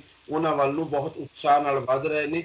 ਲੋਕ ਕਦੋਂ ਵਾਪਸ ਮੁੜਨਗੇ ਉਹਨਾਂ ਤੋਂ, ਔਰ ਕਦੋਂ ਸੱਚਮੁੱਚ ਨਰਿੰਦਰ ਮੋਦੀ ਉਹੀ ਜਿਹੜੀ ਵਿਆਖਿਆ ਕੀਤੀ ਹੈ ਅਜੀਤ ਜੀ ਨੇ ਵਾਰ ਐਂਡ ਪੀਸ ਦੇ ਹਵਾਲੇ ਨਾਲ, ਕਦੋਂ ਉਹ ਉਸ ਤਰ੍ਹਾਂ ਦੇ ਜਰਨੈਲ ਵਜੋਂ ਨਜ਼ਰ ਆਉਣਗੇ ਜਦੋਂ ਸੱਚਮੁੱਚ ਉਹ ਨੈਗੇਟਿਵ ਵੇਵ ਦਾ ਸਾਹਮਣਾ ਕਰਦੇ ਹੋਏ ਵੀ ਆਪਣੇ ਆਪ ਨੂੰ ਜਰਨੈਲ ਰੱਖ ਸਕਣਗੇ। ਇਹ ਤਾਂ ਇੱਕ ਗੱਲ ਹੈ। ਦੂਸਰੀ ਗੱਲ ਜਿਹੜੀ ਬਹੁਤ ਹੀ ਦਿਲਚਸਪ ਹੈ ਇਹਨਾਂ ਚੋਣਾਂ ਦੇ ਵਿੱਚ, ਇਹ ਚੋਣਾਂ ਦਿੱਲੀ ਐਮਸੀਡੀਜ਼ ਦੀਆਂ ਹੋ ਰਹੀਆਂ ਨੇ ਔਰ ਬਿਲਕੁਲ ਸਥਾਨਕ ਚੋਣਾਂ ਨੇ, ਪਰ ਪੂਰੇ ਦੇਸ਼ ਦੀਆਂ ਨਜ਼ਰਾਂ ਇਹਨਾਂ ਚੋਣਾਂ ਦੇ ਉੱਤੇ ਲੱਗੀਆਂ ਹੋਈਆਂ ਨੇ। ਇਹਦੇ ਬਾਵਜੂਦ ਲੱਗੀਆਂ ਹੋਈਆਂ ਨੇ ਕਿ ਆਮ ਆਦਮੀ ਪਾਰਟੀ ਗੋਆ ਦੇ ਵਿੱਚ ਕੋਈ ਬਹੁਤ ਵੱਡੀ ਪ੍ਰਾਪਤੀ ਨਹੀਂ ਕਰ ਸਕੀ, ਬਲਕਿ ਜ਼ਮਾਨਤ ਜ਼ਬਤ ਪਾਰਟੀ ਵਜੋਂ ਗੋਆ ਦੇ ਵਿੱਚ ਐਸਟੈਬਲਿਸ਼ ਹੋਈ ਹੈ, ਜਿੱਥੇ ਉਹ ਰਾਜ ਕਰਨ ਦਾ ਭਰੋਸਾ ਕਰੀ ਬੈਠੀ ਸੀ। ਪੰਜਾਬ ਦੇ ਵਿੱਚ ਉਹਨਾਂ ਨੇ ਬੇਸ਼ੱਕ ਇੱਕ ਚੰਗੇ ਮਾਰਜਨ ਦੇ ਨਾਲ ਔਰ ਚੰਗੀ ਗਿਣਤੀ ਦੇ ਵਿੱਚ ਸੀਟਾਂ ਜਿੱਤੀਆਂ, ਇਹਦੇ ਬਾਵਜੂਦ ਕਿਉਂਕਿ ਉਹਨਾਂ ਨੇ ਆਪਣੀ ਜਿੱਤ ਨੂੰ ਕਦੇ ਵੀ ਵੱਡੀ ਜਿੱਤ ਵਜੋਂ ਪੇਸ਼ ਨਹੀਂ ਕੀਤਾ, ਇਸ ਕਰਕੇ ਪੰਜਾਬ ਦੀ ਜਿੱਤ ਵੀ ਉਹਨਾਂ ਨੇ ਖੁਦ ਬਹੁਤ ਛੋਟੀ ਬਣਾ ਲਈ ਸੀ। ਇਹਦੇ ਬਾਵਜੂਦ ਦੇਸ਼ ਪੂਰੇ ਦੀਆਂ ਨਜ਼ਰਾਂ ਲੱਗੀਆਂ ਹੋਈਆਂ ਨੇ MCD ਚੋਣਾਂ ਦੇ ਉੱਤੇ। ਪਰ ਮਜ਼ੇਦਾਰ ਗੱਲ ਇਹ ਹੈ ਕਿ ਕੇਂਦਰ ਦੇ ਵਿੱਚ ਬੈਠੀ ਹੋਈ, ਦਿੱਲੀ ਦੇ ਵਿੱਚ ਬੈਠੀ ਹੋਈ ਕਾਂਗਰਸ ਪਾਰਟੀ ਦੀ ਲੀਡਰਸ਼ਿਪ ਤੁਹਾਨੂੰ ਬਿਲਕੁਲ ਇਹਨਾਂ ਚੋਣਾਂ ਦੇ ਵਿੱਚ ਇੱਕ ਤਰ੍ਹਾਂ ਨਾਲ ਨਿਰਪੱਖ ਹੋ ਕੇ ਕੰਢੇ ਤੇ ਬੈਠ ਕੇ ਪਾਣੀ ਦੇ ਵਹਾਅ ਨੂੰ ਦੇਖਣ ਵਰਗੀ ਪੋਜੀਸ਼ਨ ਦੇ ਵਿੱਚ ਨਜ਼ਰ ਆਉਂਦੀ ਹੈ। ਈਵਨ ਹਾਲਾਤ ਇਹ ਹੈ ਕਿ ਉਹ ਵਗਦੇ ਵਹਿਣ ਦੇ ਉੱਤੇ ਕੋਈ ਤਬਸਰਾ ਫਰਮਾਉਣ ਲਈ ਵੀ ਤਿਆਰ ਨਹੀਂ ਹੈ। ਇੱਕ ਅਜੀਬ ਕਿਸਮ ਦੀ ਖਾਮੋਸ਼ੀ ਤੁਹਾਨੂੰ ਕੇਂਦਰੀ ਲੀਡਰਸ਼ਿਪ ਦੇ ਵਿੱਚ ਨਜ਼ਰ ਆ ਰਹੀ ਹੈ ਔਰ ਇਹਦਾ ਸਿਹਰਾ ਰਿਵਾਈਵਲ ਦੀ ਸ਼ਕਲ ਦੇ ਵਿੱਚ ਜਿੰਨਾ ਮਿਲੇਗਾ ਉਹ ਫਿਰ ਅਜੇ ਮਾਕਨ ਸਾਹਿਬ ਦੇ ਹੱਕ ਦੇ ਵਿੱਚ ਜਾਏਗਾ। ਦਿੱਲੀ ਦੇ ਵਿੱਚ ਬੈਠੀ ਕਾਂਗਰਸ ਦੀ ਸੀਨੀਅਰ ਲੀਡਰਸ਼ਿਪ ਉਹਦਾ ਕੋਈ ਕ੍ਰੈਡਿਟ ਲੈਣ ਦੇ ਯੋਗ ਨਹੀਂ ਹੋਏਗੀ। ਆਊਟ ਆਫ ਦੀ ਵੇ ਜਾ ਕੇ ਅਸੀਂ ਜਿੰਨਾ ਮਰਜ਼ੀ ਉਹਨਾਂ ਨੂੰ ਕ੍ਰੈਡਿਟ ਦੇਣ ਦਾ ਯਤਨ ਕਰੇ, ਮੀਡੀਆ ਸ਼ਾਇਦ ਕਰੇਗਾ ਵੀ। ਪਰ ਇੱਕ ਗੱਲ ਮੈਂ ਜ਼ਰੂਰ ਕਹਾਂਗਾ ਕਿ ਜੇ ਸੱਚਮੁੱਚ ਭਾਰਤੀ ਜਨਤਾ ਪਾਰਟੀ ਸਰਵੇ ਦੇ ਮੁਤਾਬਕ ਆਪਣੇ ਆਪ ਨੂੰ ਰਿਜ਼ਲਟ ਦੇ ਵਿੱਚ ਕਨਵਰਟ ਕਰ ਲੈਂਦੀ ਹੈ, 200 ਤੋਂ 220 ਤੱਕ ਉਹਨਾਂ ਦੇ ਰਿਜ਼ਲਟ ਆ ਜਾਂਦੇ ਨੇ, ਤੇ ਬਾਕੀ ਬਚਦੀਆਂ ਸੀਟਾਂ ਦੇ ਉੱਤੇ ਜਿਹੜੀ ਉਹ ਆਮ ਆਦਮੀ ਪਾਰਟੀ ਤੇ ਕਾਂਗਰਸ ਮਸਾਂ 30 ਦੇ ਆਰ ਪਾਰ ਰਹਿ ਜਾਂਦੀਆਂ ਨੇ। ਤੇ ਕਾਂਗਰਸ ਜੇ ਬਿਲਕੁਲ 20 ਦੇ ਉੱਤੇ ਵੀ ਖਿਸਕ ਕੇ ਹੇਠਾਂ ਆ ਜਾਵੇ ਤੇ ਕੁਝ ਸੀਟਾਂ ਦੇ ਉੱਤੇ ਉਹਦੀ ਸੈਕੰਡ ਪੋਜੀਸ਼ਨ ਹੋਵੇ ਤਾਂ ਕਾਂਗਰਸ ਫਿਰ ਵੀ ਰਿਵਾਈਵਲ ਦੀ ਸਿਚੁਏਸ਼ਨ ਦੇ ਵਿੱਚ ਹੀ ਗਿਣੀ ਜਾਏਗੀ ਦਿੱਲੀ ਦੇ ਅੰਦਰ, ਕਿਉਂਕਿ ਕਾਂਗਰਸ ਦਾ ਜਿਵੇਂ ਸਫਾਇਆ ਹੋਇਆ ਸੀ ਵਿਧਾਨ ਸਭਾ ਚੋਣਾਂ ਦੇ ਵਿੱਚ, ਉਹਦੇ ਮੱਦੇਨਜ਼ਰ ਅਸੀਂ ਦੇਖੀਏ ਤਾਂ ਕਾਂਗਰਸ ਤੀਜੇ ਨੰਬਰ ਦੀ ਪਾਰਟੀ ਰਹਿ ਕੇ ਵੀ ਇੱਕ ਤਰ੍ਹਾਂ ਨਾਲ ਰਿਵਾਈਵਲ ਦੀ ਪੋਜੀਸ਼ਨ ਦੇ ਵਿੱਚ ਨਜ਼ਰ ਆਏਗੀ ਔਰ ਇਹਦਾ ਸਿਹਰਾ ਜਿਹੜਾ ਦਿੱਲੀ ਨੂੰ ਡੀਲ ਕਰ ਰਿਹਾ ਮਾਕਨ ਸਾਹਿਬ ਦੇ ਪੱਖ ਦੇ ਵਿੱਚ ਹੀ ਜਾਏਗਾ। ਬਿਲਕੁਲ ਅਜੀਤ ਜੀ, ਜਿੱਦਾਂ ਸ਼ਬੀਰ ਜੀ ਨੇ ਕਿਹਾ ਕਿ ਕਾਂਗਰਸ ਜਿਹੜੀ ਉਹ ਰਿਵਾਈਵਲ ਦੀ ਪੋਜੀਸ਼ਨ ਤੇ ਆ ਰਹੀ ਹੈ ਔਰ ਰਿਵਾਈਵ ਕਰਦੀ ਵੀ ਨਜ਼ਰ ਆ ਰਹੀ ਹੈ। ਹੁਣ ਇੱਕ ਕੁਐਸਚਨ ਜਿਹੜਾ ਮੇਨ ਉੱਠਦਾ ਉਹ ਇਹ ਹੈ ਅਜੀਤ ਜੀ ਕਿ BJP no doubt exit poll ਦੇ ਵਿੱਚ ਵੇ ਅਹੈਡ ਦਿਖ ਰਹੀ ਹੈ ਔਰ ਜਿਹੜੀਆਂ ਦੂਸਰੀ ਔਰ ਤੀਸਰੀ ਪੋਜੀਸ਼ਨ ਵਾਸਤੇ ਹੁਣ ਜਿਹੜੀ ਫਾਈਟ ਹੈ ਮੇਰੇ ਹਿਸਾਬ ਨਾਲ ਉਹ ਰਹਿ ਗਈ ਹੈ। ਅਜੀਤ ਜੀ, ਤੁਹਾਡੇ ਹਿਸਾਬ ਨਾਲ ਕੀ ਦੂਸਰੀ position Aam Aadmi party gain ਕਰ ਰਹੀ ਹੈ ਜਾਂ ਸ਼ਬੀਰ ਜੀ ਦੇ ਅਕੋਰਡਿੰਗ ਕਾਂਗਰਸ ਪਾਰਟੀ ਰਿਵਾਈਵ ਹੋ ਕੇ ਦੂਸਰੀ ਪੋਜੀਸ਼ਨ ਹਾਸਿਲ ਕਰ ਲੇਗੀ? ਕੀ ਲੱਗਦਾ ਤੁਹਾਨੂੰ ਕਿੱਦਾਂ ਦੇ ਸਿਨੈਰੀਓ ਬਣਦੇ ਜਾ ਰਹੇ ਨੇ ਐਗਜ਼ਿਟ ਪੋਲ ਨੂੰ ਜੇ ਅਸੀਂ ਮੱਦੇਨਜ਼ਰ ਐਗਜ਼ਿਟ ਪੋਲ ਦਾ ਰੱਖੀਏ ਤਾਂ ਕੀ ਲੱਗਦਾ ਕਿ ਤੁਹਾਨੂੰ ਸੈਕੰਡ ਪੋਜੀਸ਼ਨ ਕਿਹੜੀ ਪਾਰਟੀ ਆਪਣੇ ਹਿੱਸੇ ਦੇ ਵਿੱਚ ਪਹੁੰਚ ਜਾ ਰਹੀ ਹੈ? ਜੇ ਆਪਣੇ ਜਿਹੜੇ ਚੱਕ ਤੇ ਟੀਵੀ ਦੇ ਸਰਵੇ ਆ ਉਹਨਾਂ ਨੂੰ ਧਿਆਨ ਚ ਰੱਖ ਕੇ ਗੱਲ ਕੀਤੀ ਜਾਵੇ, ਸਿਰਫ ਉਹ ਅਸੀਂ ਪੂਰੀਆਂ ਚ ਤਾਂ ਕੀਤੇ ਨਹੀਂ ਹੈਗੇ, ਥੋੜੇ ਕੀਤੇ ਨੇ, ਪਰ ਜਿਹੜੀ ਉਹਦੇ ਵਿੱਚੋਂ ਕੋਈ ਨਿਸ਼ਕਰਸ਼ ਕੱਢਣਾ ਹੋਵੇ ਤਾਂ ਲੱਗਦਾ ਹੈ ਸ਼ਾਇਦ ਕਾਂਗਰਸ ਜਿਹੜੀ ਹੈਗੀ ਦੂਜੇ ਨੰਬਰ ਤੇ ਆ ਜਾਵੇ, ਪਰ ਜੇ ਆਵੇ ਤਾਂ ਨੋਮੀਨਲ ਹੋ ਜਾਂਦੇ ਆ 19-21 ਦੇ ਫਰਕ ਨਾਲੇ ਆਏਗੀ ਕਾਂਗਰਸ। ਤਕਰੀਬਨ ਦੋਵੇਂ ਪਾਰਟੀਆਂ ਬਰਾਬਰ ਜਿਹੀ ਖੜਦੀਆਂ ਨਜ਼ਰ ਆਉਂਦੀਆਂ ਨੇ ਤੇ ਇਸ ਗੱਲ ਕਰਕੇ ਇਹ ਬਹੁਤਾ ਫਰਕ ਜਿਹੜਾ ਮੈਨੂੰ ਨਹੀਂ ਨਜ਼ਰ ਆਉਂਦਾ ਦੋਹਾਂ ਦੀ ਪਰਫਾਰਮੈਂਸ 'ਚ। ਤੇ ਇੰਨੀ ਕੁ ਛੋਟੇ ਫਰਕ ਦਾ ਜਾਂ ਅੱਗੇ ਜਾਂ ਪਿੱਛੇ ਨੂੰ ਅਸੀਂ ਦੂਜੀ ਤੀਜੀ ਪੋਜੀਸ਼ਨ ਜਦੋਂ ਇੱਕ ਪਾਰਟੀ ਜਿਹੜੀ ਸੱਤਾ ਪ੍ਰਾਪਤ ਕਰਦੀ ਨਜ਼ਰ ਆ ਰਹੀ ਹੈ ਉਹਦਾ ਮਾਰਜਨ ਬਹੁਤ ਵੱਡਾ ਹੋਵੇ ਦੂਜੀਆਂ ਪਾਰਟੀਆਂ ਨਾਲੋਂ, ਤਾਂ ਉੱਥੇ ਮੈਂ ਉਹਨੂੰ ਸਹੀ ਤੌਰ ਤੇ ਪ੍ਰੈਕਟੀਕਲੀ ਉਹਨੂੰ ਕੋਈ ਦੂਜੀ ਜਾਂ ਤੀਜੀ ਪੋਜੀਸ਼ਨ ਕਹਿਣਾ ਵੀ ਪਸੰਦ ਨਹੀਂ ਕਰੂੰਗਾ। ਉਹ ਦੋਵੇਂ ਪਾਰਟੀਆਂ ਮੈਨੂੰ ਇੱਕ ਸਹੀ ਪਰਫਾਰਮ ਕਰਦੀਆਂ ਨੇ ਨਜ਼ਰ ਆਉਂਦੀਆਂ ਨੇ ਮੈਨੂੰ ਤਾਂ ਇਹਦੇ 'ਚ ਦੂਜੀ ਤੀਜੀ ਪੋਜੀਸ਼ਨ ਵਾਲੀ ਜਿਹੜੀ ਗੱਲ ਹੈਗੀ ਦੋਵੇਂ ਪਾਰਟੀਆਂ ਬਹੁਤ ਦੂਰੀ ਤੇ ਖੜੀਆਂ ਨਜ਼ਰ ਆਉਂਦੀਆਂ ਨੇ। ਸੋ ਹੀ ਮੈਂ ਨਹੀਂ ਕਹਿ ਸਕਦਾ ਕਿ ਉਹਨੂੰ ਦੂਜੀ ਜਾਂ ਤੀਜੀ ਪੋਜੀਸ਼ਨ ਕਹਿਣਾ ਵੀ ਚਾਹੀਦਾ। ਪਰ ਅਜੀਤ ਜੀ, ਜੇ ਇੱਕ ਚੀਜ਼ ਦੇਖੀਏ ਤਾਂ ਜੇ ਸਟਰੋਂਗ ਆਪੋਜੀਸ਼ਨ ਸਰਕਾਰ ਕੋਲ ਨਾ ਹੋਈ ਤਾਂ ਸ਼ਾਇਦ ਜਿਹੜੇ ਮੁੱਦੇ ਹੋਣਗੇ ਜਾਂ ਜਿਹੜੇ ਉੱਥੇ ਡਿਬੇਟੇਬਲ ਕੁਐਸਚਨਸ ਹੋਣਗੇ ਉਹਦੇ ਤੋਂ ਜਿਹੜੀ ਸਰਕਾਰ ਆ ਉਹ ਵਾਂਝੇ ਰਹਿ ਜਾਏਗੀ। ਇੱਕ ਮੈਂ ਚੀਜ਼ ਹੋਰ ਇੱਥੇ ਡਿਸਕਸ ਕਰਨੀ ਚਾਹੂੰਗਾ ਤੁਹਾਡੇ ਨਾਲ ਕਿ ਇੱਕ ਜਿਹੜਾ ਐਕਸਿਸ ਮਾਈ ਇੰਡੀਆ ਦਾ ਜਿਹੜਾ ਸਿਟੀ ਵਾਈਡ ਸਰਵੇ ਹੈ ਉਹ ਵੀ ਸਾਡੇ ਕੋਲ ਆਇਆ ਹੈ, ਕੁਝ ਹੋਰ ਏਜੰਸੀਜ਼ ਨੇ ਵੀ ਇਹ ਸਰਵੇ ਕੀਤਾ। ਉਹਦੇ ਵਿੱਚ ਜਿਹੜੇ ਲੋਕਾਂ ਨੇ ਡਿਸਸੈਟਿਸਫੈਕਸ਼ਨ ਦਿਖਾਈ ਹੈ, ਜਿਹੜੇ ਕਿ ਨਾ ਖੁਸ਼ ਨੇ ਅਰਵਿੰਦ ਕੇਜਰੀਵਾਲ ਦੀ ਗਵਰਨਮੈਂਟ ਤੋਂ, ਉਹ 57% ਜਿਹੜੇ ਆ ਉਹ ਲੋਕਾਂ ਨੇ ਆਪਣਾ ਮੈਂਡੇਟ ਇਹ ਦਿਖਾਇਆ ਕਿ ਉਹ ਨਾ ਖੁਸ਼ ਨੇ। ਸੋ 68% ਜਿਹੜਾ ਮੈਂਡੇਟ ਹੈ ਉਹ ਮੋਦੀ ਗਵਰਨਮੈਂਟ ਦੇ ਹੱਕ ਦੇ ਵਿੱਚ ਜਾਂਦਾ ਹੈ ਕਿ ਜਿਹੜੀ ਸੈਂਟਰ ਦੇ ਵਿੱਚ ਜਿੱਦਾਂ ਦੀ ਉਹਨਾਂ ਦੀ ਪਰਫਾਰਮੈਂਸ ਰਹੀ ਹੈ ਜਿੱਦਾਂ ਦੇ ਸੈਂਟਰ ਦੇ ਵਿੱਚ ਉਹਨਾਂ ਨੇ ਕਾਰਵਾਈਆਂ ਕੀਤੀਆਂ, ਜਿੱਦਾਂ ਦੇ ਡਿਸੀਜਨ ਲਏ ਨੇ ਉਹਨਾਂ ਨੇ, ਉਸ ਚੀਜ਼ ਨੂੰ ਮੱਦੇਨਜ਼ਰ ਰੱਖਦੇ ਹੋਏ ਲੋਕ ਜਿਹੜੇ ਨੇ ਉਹ ਪਸੰਦ ਕਰਦੇ ਨੇ ਕਿ ਮੋਦੀ ਗਵਰਨਮੈਂਟ ਫਿਰ ਐਮਸੀਡੀ ਦੇ ਵਿੱਚ ਵੀ ਦਿੱਲੀ ਨੂੰ ਰਾਜ ਕਰੇ। ਸੋ ਕਿਤੇ ਨਾ ਕਿਤੇ ਜਿਹੜਾ ਸਿਟੀ ਵਾਈਡ ਸਰਵੇ ਆ ਉਹਦੇ ਵਿੱਚ ਵੀ ਅਰਵਿੰਦ ਕੇਜਰੀਵਾਲ ਜਿਹੜੇ ਉਹ ਪਿੱਛੇ ਦਿਖ ਰਹੇ ਨੇ। ਪਰ ਇੱਕ ਬੜੀ ਇੰਟਰਸਟਿੰਗ ਗੱਲ ਸਾਹਮਣੇ ਆਈ ਕਿ ਇੱਕ ਸਰਵੇ ਦੇ ਵਿੱਚ ਇਹ ਵੀ ਨਿਕਲ ਕੇ ਆਇਆ ਕਿ ਆਮ ਆਦਮੀ ਪਾਰਟੀ ਦੇ ਕਨਵੀਨਰ ਹੈ ਜਿਹੜੇ ਅਰਵਿੰਦ ਕੇਜਰੀਵਾਲ, ਉਹ ਮੋਸਟ ਪ੍ਰੈਫਰਡ ਲੀਡਰ ਜਿਹੜੇ ਆ ਗਿਣੇ ਗਏ ਨੇ as compared to state president Manoj Tiwari ਔਰ ਅਜੇ ਮਾਕਨ ਸਾਹਿਬ। ਸੋ ਕਿਤੇ ਨਾ ਕਿਤੇ ਜਿਹੜੇ ਸਰਵੇਸ ਦੇ ਵਿੱਚ ਪਰਸਨ ਟੂ ਪਰਸਨ ਗੱਲ ਕਰੀਏ ਤਾਂ ਅਰਵਿੰਦ ਕੇਜਰੀਵਾਲ ਮੋਸਟ ਪ੍ਰੈਫਰਡ ਗਿਣੇ ਜਾਂਦੇ ਨੇ, ਬਟ ਜੇ ਅਸੀਂ ਪਾਰਟੀ ਵਾਈਜ਼ ਗੱਲ ਕਰੀਏ ਤਾਂ ਆਮ ਆਦਮੀ ਪਾਰਟੀ ਜਿਹੜੀ ਆ ਉਹ ਤੀਜੇ ਜਾਂ ਚੌਥੇ ਸਥਾਨ ਤੇ ਨਜ਼ਰ ਆ ਰਹੀ ਹੈ। ਸੋ ਕਿਤੇ ਨਾ ਕਿਤੇ ਕੱਲ ਜਿਹੜੇ ਅਸੀਂ ਰਿਜ਼ਲਟਸ ਲਾਈਵ ਦਿਖਾਵਾਂਗੇ ਚੱਕ ਦੇ ਟੀਵੀ ਤੇ, ਜਿਹੜੇ ਬਾਹਰ ਦੇ ਅਕੋਰਡਿੰਗ 25 ਦੀ ਰਾਤ ਹੋਏਗੀ ਔਰ ਇੰਡੀਆ ਦੇ ਅਕੋਰਡਿੰਗ 26 ਦੀ ਸਵੇਰ ਹੋਏਗੀ, ਉਹ ਚੱਕ ਦੇ ਟੀਵੀ ਤੇ ਲਾਈਵ ਰਿਜ਼ਲਟ ਆਣਗੇ। ਉਹਦੇ ਵਿੱਚ ਵੀ ਇੱਕ ਚੀਜ਼ ਕਲੀਅਰ ਹੋ ਜਾਏਗੀ ਕਿ ਕਿਹੜੀ ਪਾਰਟੀ ਐਗਜ਼ਿਟ ਪੋਲ ਦੇ ਅਕੋਰਡਿੰਗ ਚੱਲਦੀ ਹੈ ਔਰ ਕਿਹੜਾ ਪ੍ਰੈਫਰਡ ਨੇਤਾ ਜਿਹੜਾ ਉਹ ਉੱਭਰ ਕੇ ਸਾਡੇ ਸਾਹਮਣੇ ਆਉਂਦਾ ਹੈ। ਸੋ ਅਜੀਤ ਜੀ, ਮੈਂ ਫਿਰ ਦੁਬਾਰਾ ਤੁਹਾਡੇ ਤੇ ਆਉਂਗਾ ਕਿ ਕੀ ਅਰਵਿੰਦ ਕੇਜਰੀਵਾਲ ਪਾਰਟੀ ਨੂੰ ਸੰਭਾਲ ਨਹੀਂ ਪਾਏ, ਕਿ ਉਹਨਾਂ ਦੀ ਜਿਹੜੀ ਸ਼ਖਸੀਅਤ ਹੈ ਉਹ ਬਿਲਕੁਲ ਠੀਕ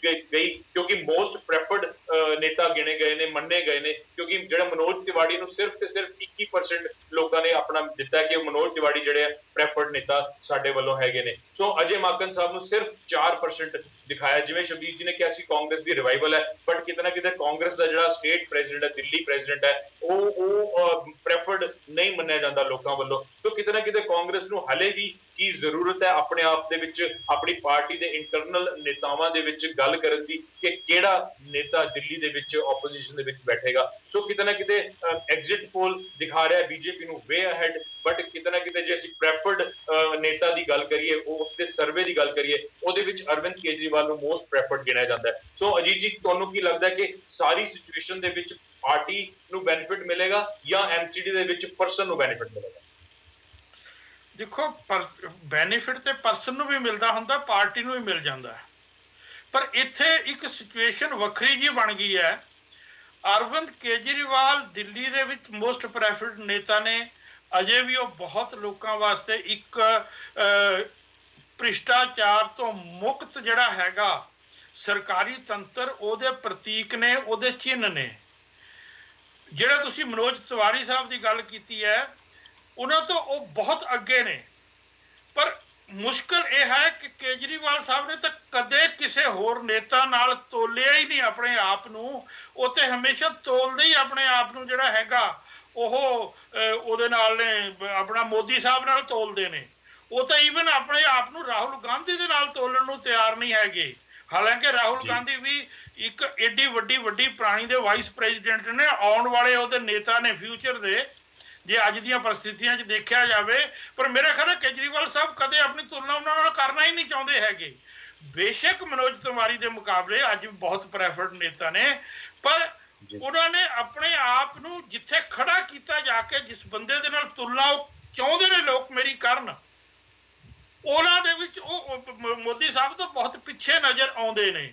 ਸੋ ਉਹ ਮਨੋਜ ਤਿਵਾੜੀ ਸਾਹਿਬ ਦੇ ਬਰਾਬਰ ਖੜ ਕੇ ਬਹੁਤ ਪ੍ਰੈਫਰਡ ਨੇਤਾ ਹੋਣ ਦੇ ਨਾਤੇ ਆਪਣੀ ਪਾਰਟੀ ਨੂੰ ਮੋਦੀ ਸਾਹਿਬ ਦੀ ਪਾਰਟੀ ਦੇ ਮੁਕਾਬਲੇ 'ਚ ਖੜੇ ਕਰਦੇ ਕਿਤੇ ਵੀ ਨਜ਼ਰ ਨਹੀਂ ਆਉਂਦੇ। ਉੱਥੇ ਆ ਕੇ ਉਹ ਇਸ ਕਰਕੇ ਫੇਲ ਹੁੰਦੇ ਨੇ ਕਿ ਉਹਨਾਂ ਨੇ ਆਪਣੇ ਆਪ ਨੂੰ ਦਿੱਲੀ ਦਾ ਨੇਤਾ ਕਦੇ ਸ਼ੋਅ ਹੀ ਨਹੀਂ ਕੀਤਾ ਹੈਗਾ। ਕਦੇ ਉਹਨਾਂ ਨੇ ਇਹ ਲੋਕਾਂ ਨੂੰ ਪ੍ਰਭਾਵ ਹੀ ਨਹੀਂ ਦਿੱਤਾ ਕਿ ਮੈਂ ਦਿੱਲੀ ਦਾ ਨੇਤਾ, ਮੈਂ ਦਿੱਲੀ 'ਚ ਕੰਮ ਕਰਨਾ ਚਾਹੁੰਦਾ, ਮੈਂ ਦਿੱਲੀ ਦੇ ਲੋਕਾਂ ਦਾ ਸਾਥ ਚਾਹੁੰਦਾ।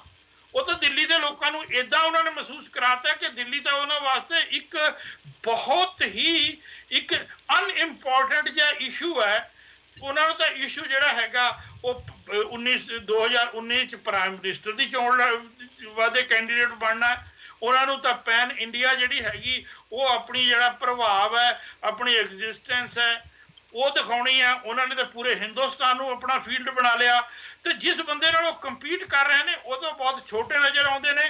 ਤੇ ਜਦੋਂ ਪਾਰਟੀ ਟੂ ਪਾਰਟੀ ਗੱਲ ਆ ਜਾਂਦੀ ਹੈ, ਉਦੋਂ ਆਮ ਆਦਮੀ ਪਾਰਟੀ ਉਹਨਾਂ ਦੀ ਜਿਹੜੀ ਪੋਲੀਟੀਕਲ ਅਪਰੋਚ ਕਰਕੇ ਉਹ ਬੀਜੇਪੀ ਤੋਂ ਬਹੁਤ ਪਛੜਦੀ ਨਜ਼ਰ ਆਉਂਦੀ ਹੈ। ਜੀ ਸ਼ਬਦੀਪ ਜੀ, ਤੁਸੀਂ ਕੀ ਕਹੋਗੇ ਇਸ ਪੂਰੇ ਸਿਨੈਰੀਓ ਦੇ ਉੱਪਰ? सीपी सिंह जी, मेरी धारणा यह है कि भारतीय जनता पार्टी ते कांग्रेस दोनों लोगों की जिहड़ी पसंदगी का दायरा वा एक तरह आइडियोलॉजिकल बेस दे उत्ते है।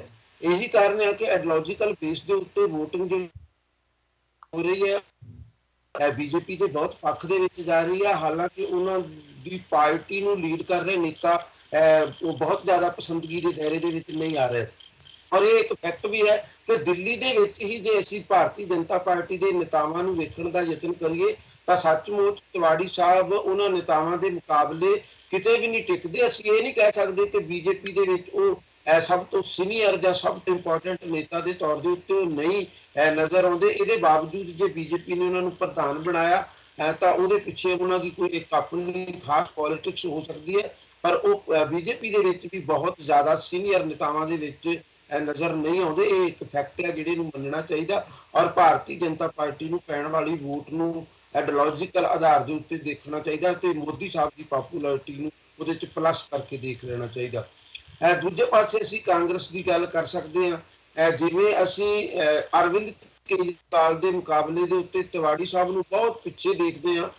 ਜੇ ਅਸੀਂ ਮਾਕਨ ਸਾਹਿਬ ਦੀ ਗੱਲ ਕਰੀਏ ਤਾਂ ਉਹ ਤਿਵਾੜੀ ਸਾਹਿਬ ਤੋਂ ਵੀ ਬਹੁਤ ਪਿੱਛੇ ਨਜ਼ਰ ਆਉਂਦੇ ਨੇ। ਅਰਵਿੰਦ ਕੇਜਰੀਵਾਲ ਦੇ ਲਿਹਾਜ਼ ਦੇ ਨਾਲ ਪਸੰਦਗੀ ਤਾਂ ਬਹੁਤ ਹੀ ਪਿੱਛੇ ਚਲੇ ਜਾਂਦੀ ਹੈ। ਪਰ ਇਹ ਵੀ ਇੱਕ ਦਿਲਚਸਪ ਗੱਲ ਹੈ ਕਿ VOTING ਦੇ ਲਿਹਾਜ਼ ਦੇ ਨਾਲ ਕਾਂਗਰਸ ਪਾਰਟੀ ਜਿਹੜੀ ਆ ਉਹ ਕਾਫੀ ਜ਼ਿਆਦਾ ਅੱਗੇ ਨਜ਼ਰ ਆਉਂਦੀ ਹੈ। ਇਹਦਾ ਇੱਕ ਅਰਥ ਇਹ ਵੀ ਕੱਢਿਆ ਜਾ ਸਕਦਾ ਕਿ ਕਾਂਗਰਸ ਨੂੰ ਵੀ ਇੱਕ ਖਾਸ ਕਿਸਮ ਦੇ ਆਈਡੀਓਲੋਜੀਕਲ ਬੇਸ ਦੇ ਆਧਾਰ ਉੱਤੇ ਹੀ VOTING ਹੋ ਰਹੀ ਹੈ। ਔਰ ਦੋਨਾਂ ਪਾਰਟੀਆਂ ਨੂੰ ਹੋਣ ਵਾਲੀ VOTING ਨੂੰ ਤੁਸੀਂ ਜਦੋਂ ਆਈਡੀਓਲੋਜੀਕਲ ਬੇਸ ਦੇ ਆਧਾਰ ਦੇ ਉੱਤੇ ਦੇਖਣ ਦਾ ਯਤਨ ਕਰੋਗੇ ਤਾਂ ਕਹਿਣਾ ਪਵੇਗਾ ਕਿ ਭਗਵੇ ਕਰਨ ਦੀ ਵਿਚਾਰਧਾਰਾ ਦੀ ਅੱਜ ਦੀ ਤਰੀਕ ਦੇ ਵਿੱਚ ਚੜ੍ਹਤ ਹੈ। ਔਰ ਜਿਹਨੂੰ ਉਹ ਸੈਕੂਲਰਿਜ਼ਮ ਦੇ ਨਾਂ ਦੇ ਉੱਤੇ ਕਾਂਗਰਸ ਬਾਰੇ ਗੱਲ ਕੀਤੀ ਜਾਂਦੀ ਹੈ। ਸੈਕੂਲਰਿਜ਼ਮ ਹੈ, ਬੁਰਕੇ ਵਾਲੇ ਸੈਕੂਲਰਿਜ਼ਮ ਦੀ ਗੱਲ ਨਹੀਂ ਕਰਦਾ, ਮੁਖੌਟੇ ਵਾਲੇ ਸੈਕੂਲਰਿਜ਼ਮ ਦੀ ਗੱਲ ਨਹੀਂ ਕਰਦਾ। ਇਨ ਰੀਅਲ ਸੈਂਸ ਜੋ ਸੈਕੂਲਰਿਜ਼ਮ ਹੋਣਾ ਚਾਹੀਦਾ ਉਹਦੇ ਲਿਹਾਜ਼ ਨਾਲ ਗੱਲ ਕਰਾਂ ਤਾਂ ਕਾਂਗਰਸ ਪਾਰਟੀ ਦਾ ਸੈਕੂਲਰਿਜ਼ਮ ਜਿਹੜਾ ਉਹ ਸਵਾਲਾਂ ਦੇ ਦਾਇਰੇ ਵਿੱਚ ਹੈ। ਸ਼ਾਇਦ ਇਸੇ ਕਰਕੇ ਕਾਂਗਰਸ ਪਾਰਟੀ ਆਪਣੇ ਸੈਕੂਲਰ ਹੋਣ ਦੇ ਨਾਤੇ ਅੱਜ ਦੀ ਪੋਜੀਸ਼ਨ ਦੇ ਵਿੱਚ ਕੋਈ ਬਹੁਤ ਵੱਡਾ ਗੇਨ ਨਹੀਂ ਕਰਦੀ ਜਿਹੜਾ ਉਹ ਕਿਸੇ ਵੇਲੇ ਬਹੁਤ ਕਰਜ਼ਾ ਆਇਆ ਕਰਦੀ ਸੀ। ਇਸ ਕਰਕੇ ਜਿੱਥੇ ਭਾਰਤੀ ਜਨਤਾ ਪਾਰਟੀ ਨੂੰ ਆਪਣੇ ਭਗਵੇ ਕਰਨ ਨੂੰ ਫਾਸ਼ੀਵਾਦ ਤੋਂ ਬਚਾਉਣ ਦੀ ਜ਼ਰੂਰਤ ਰਹੇਗੀ, ਜਿਹੜਾ ਉਹਦੀ ਪਛਾਣ ਬਣਦਾ ਜਾ ਰਿਹਾ ਬਹੁਤ ਹੱਦ ਤੱਕ ਈਵਨ ਧਾਰਮਿਕਤਾ ਨੂੰ ਜਿਸ ਤਰੀਕੇ ਦੇ ਨਾਲ ਵਰਤ ਰਹੇ ਨੇ। ਅੱਜ ਤਾਂ ਨਵੀਆਂ ਗੱਲਾਂ ਅਸੀਂ ਸੁਣ ਰਹੇ ਹਾਂ ਕਿ ਗਾਂ ਦਾ ਵੀ ਆਧਾਰ ਕਾਰਡ ਬਣਿਆ ਕਰੇਗਾ। ਈਵਨ ਕੁਝ ਨੇਤਾਵਾਂ ਨੇ ਤਾਂ ਇਹ ਵੀ ਕਿਹਾ ਕਿ ਜਦੋਂ ਗਾਂ ਦੁੱਧ ਦੇਣੋਂ ਹਟ ਜਾਵੇਗੀ ਉਹਦੀ ਇੱਕ ਪੈਨਸ਼ਨ ਵੀ ਲੱਗਣੀ ਚਾਹੀਦੀ ਹੈ ਤਾਂ ਕਿ ਉਹਨੂੰ ਕਿਸੇ ਐਸੇ ਸ਼ੈਲਟਰ ਹੋਮ ਦੇ ਵਿੱਚ ਜਦੋਂ ਭੇਜਿਆ ਜਾਵੇ ਤਾਂ ਉਹਨੂੰ ਪਾਲਣ ਵਾਲਿਆਂ ਦੇ ਉੱਤੇ ਬੋਝ ਨਾ ਪਵੇ। ਏਦਾਂ ਦੀਆਂ ਗੱਲਾਂ ਵੀ ਹੋ ਰਹੀਆਂ ਨੇ। ਔਰ ਇਹ ਗੱਲਾਂ ਜੇ ਅੱਜ ਤੋਂ 10 ਸਾਲ ਪਹਿਲਾਂ ਹੁੰਦੀਆਂ ਤਾਂ ਬਹੁਤ ਵੱਡਾ ਮਜ਼ਾਕ ਮੰਨੀਆਂ ਜਾ ਸਕਦੀਆਂ ਸਨ। ਔਰ ਅੱਜ ਜਦੋਂ ਮੋਦੀ ਦਾ ਰਾਜ ਹੈ ਤਾਂ ਗਾਂ ਦਾ ਆਧਾਰ ਕਾਰਡ ਔਰ ਗਾਂ ਦੀ ਪੈਨਸ਼ਨ ਵੀ ਤੁਹਾਨੂੰ ਬਹੁਤ ਵੱਡੀ ਮਜ਼ਾਕ ਦੀ ਚੀਜ਼ ਨਹੀਂ ਲੱਗਦੀ। ਇਹਦੇ ਤੋਂ ਅਸੀਂ ਅੰਦਾਜ਼ਾ ਲਾ ਸਕਦੇ ਹਾਂ ਕਿ ਦੇਸ਼ ਸਾਡਾ ਕਿੱਥੋਂ ਕਿੱਥੇ ਪਹੁੰਚ ਚੁੱਕਾ ਹੈ। ਔਰ ਇਸ ਪਹੁੰਚੇ ਹੋਏ ਦੇਸ਼ ਦੇ ਵਿੱਚ ਅਸੀਂ ਕਹਿ ਸਕਦੇ ਹਾਂ ਕਿ ਇਹਦੇ ਬਾਵਜੂਦ ਇੱਕ ਆਈਡੀਓਲੋਜੀਕਲ ਕਤਾਰਬੰਦੀ ਕਾਂਗਰਸ ਤੇ ਭਾਰਤੀ ਜਨਤਾ ਪਾਰਟੀ ਦੇ ਵਿੱਚ ਹੈ। ਜਦੋਂ ਮੈਂ ਇਹ ਗੱਲ ਕਹਿਣਾ ਵਾ ਤਾਂ ਮੈਂ ਇੱਕ ਗੱਲ ਬਹੁਤ ਕਲੀਅਰ ਕਹਿਣਾ ਵਾ ਕਿ ਕਾਂਗਰਸ ਪਾਰਟੀ ਵੀ ਕੋਈ ਸੁਤੰਤਰਤਾ ਲਹਿਰ ਵਾਲੀ ਪਾਰਟੀ ਨਹੀਂ ਹੈ। ਕਾਂਗਰਸ ਪਾਰਟੀ ਵੀ ਕੋਈ ਨਹਿਰੂ ਕਾਲ ਦੀ ਪਾਰਟੀ ਨਹੀਂ ਹੈ। ਈਵਨ ਉਹ ਇੰਦਰਾ ਦੇ ਕਾਲ ਦੀ ਪਾਰਟੀ ਵੀ ਨਹੀਂ ਹੈ। ਇਹ ਉਹ ਕਾਂਗਰਸ ਪਾਰਟੀ ਹੈ ਜਿਹੜੀ ਨਰਸਿਮਹਾ ਰਾਓ ਦੇ ਦੌਰ ਤੋਂ ਬਾਅਦ ਦੀ ਪਾਰਟੀ ਆ। ਔਰ ਨਰਸਿਮਹਾ ਰਾਓ ਦੇਸ਼ ਦੇ ਉਹ ਨੇਤਾ ਨੇ ਜਿਹੜੇ ਮਸਜਿਦ ਢਾਏ ਜਾਣ ਦੇ ਵਿੱਚ ਉਨੇ ਹੀ ਜ਼ਿੰਮੇਵਾਰ ਨੇ ਜਿੰਨੇ ਉਮਾ ਭਾਰਤੀ ਔਰ ਅਸੀਂ ਅਡਵਾਨੀ ਸਾਹਿਬ ਨੂੰ ਕਹਿ ਸਕਦੇ ਹਾਂ ਜਿਨ੍ਹਾਂ ਨੇ ਬਹੁਤ ਵੱਡੀ ਪੱਧਰ ਦੇ ਉੱਤੇ ਭੜਕਾਊ ਭਾਸ਼ਣ ਦਿੱਤੇ। ਇਸ ਕਿਸਮ ਦੀ ਕਾਂਗਰਸ ਇਸੇ ਕਰਕੇ ਇਸ ਪੋਜੀਸ਼ਨ ਨੂੰ ਪਹੁੰਚੀ ਹੈ ਕਿਉਂਕਿ ਉਹਦੀ ਅਗਵਾਈ ਇੱਕ ਜਿਹੜੇ ਨਰਸਿਮਹਾ ਰਾਓ ਵਰਗੇ ਲਗਭਗ RSS ਦੀ ਟੋਨ ਵਾਲੇ ਨੇਤਾ ਹੀ ਕਦੇ ਕਰਿਆ ਕਰਦੇ ਸਨ। ਇਹਦੇ ਬਾਵਜੂਦ ਕਿ ਉਹ ਸੈਕੂਲਰਿਜ਼ਮ ਦਾ ਬੁਰਕਾ ਵੀ ਪਾਈ ਬੈਠੀ ਸੀ। ਪਰ ਅਜੀਤ ਜੀ ਇੱਕ ਚੀਜ਼ ਬੜੀ ਇੰਟਰਸਟਿੰਗ ਹੈ, 70 ਸੀਟਾਂ ਦੇ ਵਿੱਚੋਂ 67 ਸੀਟਾਂ ਲੈ ਕੇ ਦਿੱਲੀ ਤੇ ਕਬਜ਼ਾ ਕਰਨ ਵਾਲੀ, ਦਿੱਲੀ ਤੇ ਕਾਬਜ਼ ਹੋਣ ਵਾਲੀ ਉਹ ਪਾਰਟੀ ਅੱਜ ਕਿਸ ਪੋਜੀਸ਼ਨ ਤੇ ਹੈ ਇਹ ਸਭ ਨੂੰ ਪਤਾ ਹੈ ਜੀ। ਜਿਸ ਤਰ੍ਹਾਂ ਦੀ ਪਰਫਾਰਮੈਂਸ ਪੰਜਾਬ ਦੇ ਵਿੱਚ ਰਹੀ, ਜਿਸ ਤਰ੍ਹਾਂ ਦੀ ਪਰਫਾਰਮੈਂਸ ਸਾਨੂੰ ਕੱਲ ਦਿੱਲੀ ਦੇ ਵਿੱਚ ਵੀ ਦਿਖ ਜਾਏਗੀ, ਹਲੇ ਪ੍ਰੈਡਿਕਟ ਕਰਨਾ ਔਖਾ। ਲੇਕਿਨ ਜੇ ਅਸੀਂ ਐਗਜ਼ਿਟ ਪੋਲ ਦੇ ਆਧਾਰ ਤੇ ਗੱਲ ਕਰੀਏ ਤਾਂ ਉਹ ਪਾਰਟੀ ਜਿਹੜੀ ਹੈ 67 ਸੀਟਾਂ ਲੈਣ ਵਾਲੀ ਪਾਰਟੀ 70 ਦੇ ਵਿੱਚੋਂ ਅੱਜ ਉਹ ਤੀਜੇ ਸਥਾਨ ਤੇ ਨਜ਼ਰ ਆ ਰਹੀ ਹੈ। ਸੋ ਕਿਤੇ ਨਾ ਕਿਤੇ ਆਮ ਆਦਮੀ ਪਾਰਟੀ ਦਾ ਜਿਹੜਾ ਡੂ ਐਂਡ ਡਾਈ ਵਾਲਾ ਸਿਚੁਏਸ਼ਨ ਸੀਗੀ ਉਹ ਕੱਲ ਬਿਲਕੁਲ ਪਬਲਿਕ ਨੂੰ ਜਾਂ ਸਾਨੂੰ ਸਾਡੇ ਦਰਸ਼ਕਾਂ ਨੂੰ ਕਲੀਅਰ ਹੋ ਜਾਏਗੀ। ਲੇਕਿਨ ਕਿਤੇ ਨਾ ਕਿਤੇ ਬੀਜੇਪੀ ਦੀ ਜਿਹੜੀ ਸਿਚੁਏਸ਼ਨ ਬਣਦੀ ਜਾ ਰਹੀ ਹੈ ਕਿ 2019 ਤੱਕ ਇਹ ਸਿਚੁਏਸ਼ਨ ਏਦਾਂ ਹੀ ਚੱਲਦੀ ਰਹੇਗੀ ਔਰ 2019 ਦੇ ਵਿੱਚ ਲੋਕ ਵੀ ਦੇਖਣਗੇ ਔਰ ਦਰਸ਼ਕ ਵੀ ਦੇਖਣਗੇ ਕਿ ਜਿਵੇਂ ਸ਼ਬਦੀਸ਼ ਜੀ ਨੇ ਕਿਹਾ ਕਿ ਭਗਵਾ ਕਰਨ ਜਿਹੜਾ ਹੋ ਰਿਹਾ ਇੰਡੀਆ ਦਾ, ਉਸ ਚੀਜ਼ ਨੂੰ ਸੁਚੇਤ ਕਰਦੀ ਨਜ਼ਰ ਆ ਰਹੀ ਹੈ ਬੀਜੇਪੀ ਪਾਰਟੀ। ਔਰ 2019 ਦੇ ਵਿੱਚ ਵੀ ਕਲੀਅਰ ਲੱਗਦਾ ਹੈ ਕਿ ਜਿਹੜੀ ਇਲੈਕਸ਼ਨ ਹੈ ਉਹ ਬੀਜੇਪੀ ਦੇ ਹਿੱਸੇ ਦੇ ਵਿੱਚ ਜ਼ਰੂਰ ਭੁਗਤੇਗੀ। ਅਜੀਤ ਜੀ, ਤੁਸੀਂ ਇਸ ਪੂਰੇ ਸਿਨੈਰੀਓ ਤੇ ਕੀ ਦੇਖਦੇ ਹੋ ਕਿ 2019 ਦੀ ਇਲੈਕਸ਼ਨ ਨੂੰ ਕਿਸ ਤਰ੍ਹਾਂ ਤੁਸੀਂ ਐਮਸੀਡੀ ਦੇ ਨਾਲ ਕੋਰਿਲੇਟ ਕਰਦੇ ਹੋ? ਇਹ ਸਾਰੀਆਂ ਇਲੈਕਸ਼ਨਾਂ ਜਿਹੜੀਆਂ ਹੋ ਰਹੀਆਂ ਨੇ, ਐਮਸੀਡੀ ਇਲੈਕਸ਼ਨ ਵੀ ਉਹਦਾ ਇੱਕ ਹਿੱਸਾ ਹੀ ਹੈ। ਓਕੇ, ਇਹਦੇ ਵਿੱਚ ਮੈਨੂੰ ਇਹ ਲੱਗਦਾ ਹੈ ਕਿ ਇਸ ਟਾਈਮ 2019 ਤੱਕ, ਉਸ ਤੋਂ ਬਾਅਦ ਦੀ ਗੱਲ ਨਹੀਂ ਮੈਂ ਕਰ ਰਿਹਾ, 2019 ਤੱਕ ਜੇ ਬੀਜੇਪੀ ਦੇ ਹੱਥੋਂ ਕੋਈ ਬਹੁਤ ਵੱਡੀ ਸਿਆਸੀ ਭੁੱਲ ਨਹੀਂ ਹੋ ਜਾਂਦੀ। ਅਜੀਤ ਜੀ, ਮੈਂ ਵਿੱਚੋਂ ਤੁਹਾਨੂੰ ਕੱਟ ਰਿਹਾ, ਸੌਰੀ, ਮੈਨੂੰ ਮਾਫ ਕਰਨਾ, ਮੈਂ ਵਿੱਚੋਂ ਤੁਹਾਨੂੰ ਕੱਟ ਰਿਹਾ। ਆਪਣੇ ਕੋਲ ਇੱਕ ਕਾਲਰ ਆਏ ਨੇ 8408 8408, ਤੁਸੀਂ ਆਪਣਾ ਨਾਮ ਦੱਸ ਸਕਦੇ ਹੋ ਔਰ ਕਿੱਥੋਂ ਬੋਲ ਰਹੇ ਹੋ ਸਰ? ਹੈਲੋ, ਹਾਂਜੀ। ਹੈਲੋ, ਹਾਂਜੀ ਸਰ, ਤੁਸੀਂ ਔਨ 에ਅਰ ਹੋ, ਕਿੱਥੋਂ ਬੋਲ ਰਹੇ ਹੋ? ਆਪਣਾ ਨਾਮ ਦੱਸੋ। ਹਾਂਜੀ, ਮੇਰਾ ਹਰਪਾਲ ਆ ਜੀ, ਨਾਮ ਮੇਰਾ। ਜੀ ਹਰਪਾਲ ਜੀ। ਹਾਂ, ਹਾਂਜੀ, ਮੈਂ ਮਤਲਬ ਜੀ ਇੱਕ ਗੱਲ ਕਰਨੀ ਚਾਹੁੰਦਾ ਸੀ। ਸਵਦੀਪ ਜੀ ਨੇ ਕਿਹਾ ਹੁਣੀ ਥੋੜੀ ਦੇਰ ਪਹਿਲਾਂ ਜੀ, ਕਿਉਂਕਿ ਇਹ ਮੋਦੀ ਦੇ ਬਹੁਤ ਵੱਡੇ ਕ੍ਰਿਟਿਕ ਨੇ ਵੀ ਮੋਦੀ ਲੋਕਾਂ ਨੂੰ ਬੇਵਕੂਫ ਬਣਾ ਰਿਹਾ ਆ, ਆਪਣੇ ਕਿਸੇ ਗੱਲ ਦਾ ਜਵਾਬ ਨਹੀਂ ਦੇ ਰਿਹਾ, ਨਾ ਉਹ ਨੌਕਰੀਆਂ ਤੇ ਜਵਾਬ ਦੇ ਰਿਹਾ ਆ, ਨਾ ਸਹਿਣਸ਼ੀਲਤਾ ਦੇ ਜਵਾਬ ਦੇ ਰਿਹਾ ਆ। ਤੇ ਮੈਂ ਉਹਨਾਂ ਨੂੰ ਇੰਨੀ ਗੱਲ ਪੁੱਛਣਾ ਚਾਹੁੰਦਾ ਕਿ ਅੱਜ ਤੋਂ ਪਹਿਲਾਂ ਜਦੋਂ ਮੋਦੀ ਦੀ ਗਵਰਨਮੈਂਟ ਤੋਂ ਪਹਿਲਾਂ ਜਦੋਂ ਮਨਮੋਹਨ ਸਿੰਘ ਦੀ ਗਵਰਨਮੈਂਟ ਸੀਗੀ, ਉਦੋਂ ਕਿੰਨੀਆਂ ਉਹਨਾਂ ਨੇ ਨੌਕਰੀਆਂ ਦਿੱਤੀਆਂ ਜਾਂ ਉਹਨਾਂ ਨੇ ਲੋਕਾਂ ਦੇ ਵਿੱਚ ਕਿੰਨੀਆਂ ਉਮੀਦਾਂ ਜਗਾਈਆਂ, ਜਾਂ ਕਿੰਨੀ ਕਰਪਸ਼ਨ ਤੇ ਠੱਲ ਪਾਈ, ਜਾਂ ਉਹ ਤੇ ਕੀ ਸਹਿਣਸ਼ੀਲਤਾ ਦੀ ਕੀ ਪੋਜੀਸ਼ਨ ਸੀਗੀ, ਇਹਦੇ ਤੇ ਜਵਾਬ ਦੇ ਸਕਦੇ। ਕੰਪੈਰੇਟਿਵਲੀ ਮੋਦੀ ਨੇ ਘੱਟੋ ਘੱਟ ਜਿਹੜੇ ਗਰਾਊਂਡ ਲੈਵਲ ਤੇ ਕੰਮ ਕੀਤੇ, ਜਾਂ ਗਰੀਬਾਂ ਲਈ ਕੰਮ ਕੀਤੇ, ਜਾਂ ਪੈਨਸ਼ਨ ਸਕੀਮਾਂ ਸ਼ੁਰੂ ਕੀਤੀਆਂ, ਜਾਂ ਕਿਸਾਨਾਂ ਲਈ ਜੋ 2-4 ਡਿਸੀਜ਼ਨ ਲਏ ਹੈਗੇ ਆ, ਔਲਿਆਂ ਨੂੰ ਵੀ ਨੈਚੁਰਲ ਡਿਜ਼ਾਸਟਰ ਦੇ ਵਿੱਚ ਕਲੈਮਿਟੀ ਦੇ ਵਿੱਚ ਇਨਕਲੂਡ ਕੀਤਾ, ਉਹਦੀ ਕੰਪਨਸੇਸ਼ਨ ਵੀ ਵਧਾਈ, ਜਾਂ ਹੋਰ ਵੀ ਕੰਮ ਕੀਤੇ। ਤਾਂ ਉਹ ਅੱਜ ਤੋਂ 70 ਸਾਲ ਦੀ ਤੱਕ ਜੋ ਸਰਕਾਰਾਂ ਸੀਗੀਆਂ ਉਹ ਨਹੀਂ ਕਰ ਸਕੀਆਂ। ਉਹ ਉਸ ਉਮੀਦ ਵਜੋਂ ਲੋਕੀ ਉਹਨੂੰ ਦੇਖ ਰਹੇ ਆ। ਤੇ ਜੇ ਤੁਸੀਂ ਕ੍ਰਿਟਿਕ ਕਰੀ ਜਾਣਾ ਤਾਂ ਕ੍ਰਿਟਿਕ ਕਰੀ ਜਾਓ, ਐਂਡ ਆਫ ਦਾ ਡੇ ਤੁਸੀਂ ਆਪਣੇ ਆਪ ਨੂੰ ਹੀ ਗਲਤ ਪਾਓਗੇ, ਕਿਉਂਕਿ ਜੋ 70 ਸਾਲਾਂ ਤੋਂ ਹੁੰਦਾ ਆਇਆ ਆ ਉਹਨੂੰ ਦੂਰ ਕਰਨ ਦੇ ਵਿੱਚ ਜਿੰਨਾ ਟਾਈਮ ਰਿਕੁਆਇਰਡ ਹੈਗਾ ਆ ਓਨਾ ਟਾਈਮ ਲੱਗਣਾ ਆ, ਕੋਈ ਬਾਈਪਾਸ ਨਹੀਂ ਹੈ ਉਹਦਾ। ਜੇ ਉਹ ਲੋਕਾਂ ਦੇ ਵਿੱਚ ਪਰਸੈਪਸ਼ਨ ਹੈਗੀ ਆ ਕਿ ਉਹ 16-18 ਘੰਟੇ ਕੰਮ ਕਰ ਰਿਹਾ ਆ, ਜੇ ਉਹ 16-18 ਘੰਟੇ ਕੰਮ ਕਰ ਰਿਹਾ ਤੇ ਉਹਦੀ ਐਫੀਸ਼ੀਐਂਸੀ ਜੇ ਲੋਕਾਂ ਨੂੰ ਦਿਖ ਰਹੀ ਆ, ਤਾਂ ਹੀ ਉਹ ਲੋਕੀ ਉਹਨੂੰ ਵੋਟ ਪਾ ਰਹੇ ਆ। ਲੋਕੀ ਬੇਵਕੂਫ ਇੱਕ ਵਾਰ ਬਣ ਸਕਦੇ, 2 ਵਾਰ ਬਣ ਸਕਦੇ, ਤੁਹਾਡੇ ਕੇ ਤੇ ਲੋਕਾਂ ਨੇ ਜ਼ਿਆਦਾ ਬੇਵਕੂਫ ਨਹੀਂ ਬਣਨਾ ਹੈਗਾ। ਲੋਕਾਂ ਨੇ ਕੰਮ ਨੂੰ ਜੱਜ ਕਰ ਲੈਣਾ, ਜਾਂ ਕਈ ਵਾਰ ਤੁਸੀਂ ਕੁਝ ਕੰਮ ਕਰਦੇ ਹੋ ਉਹਦਾ ਇਮੀਡੀਏਟ ਰਿਜ਼ਲਟ ਨਹੀਂ ਆਉਂਦਾ, but you can see the effort. ਲੋਕੀ ਸ਼ਾਇਦ ਐਫਰਟ ਦੇਖ ਰਹੇ ਆ, ਰਿਜ਼ਲਟ ਆਉਣਗੇ ਜਾਂ ਨਹੀਂ ਆਉਣਗੇ, ਕਦੋਂ ਆਉਣਗੇ, ਇਹ ਸ਼ਾਇਦ ਲੋਕਾਂ ਨੂੰ ਗਰਾਊਂਡ ਲੈਵਲ ਤੇ ਥੋੜਾ ਬਹੁਤਾ ਪਤਾ ਲੱਗ ਰਿਹਾ ਹੋਏਗਾ, ਜਾਂ ਉਹਨਾਂ ਨੂੰ ਐਫਰਟ ਦਿਖ ਰਹੇ ਆ।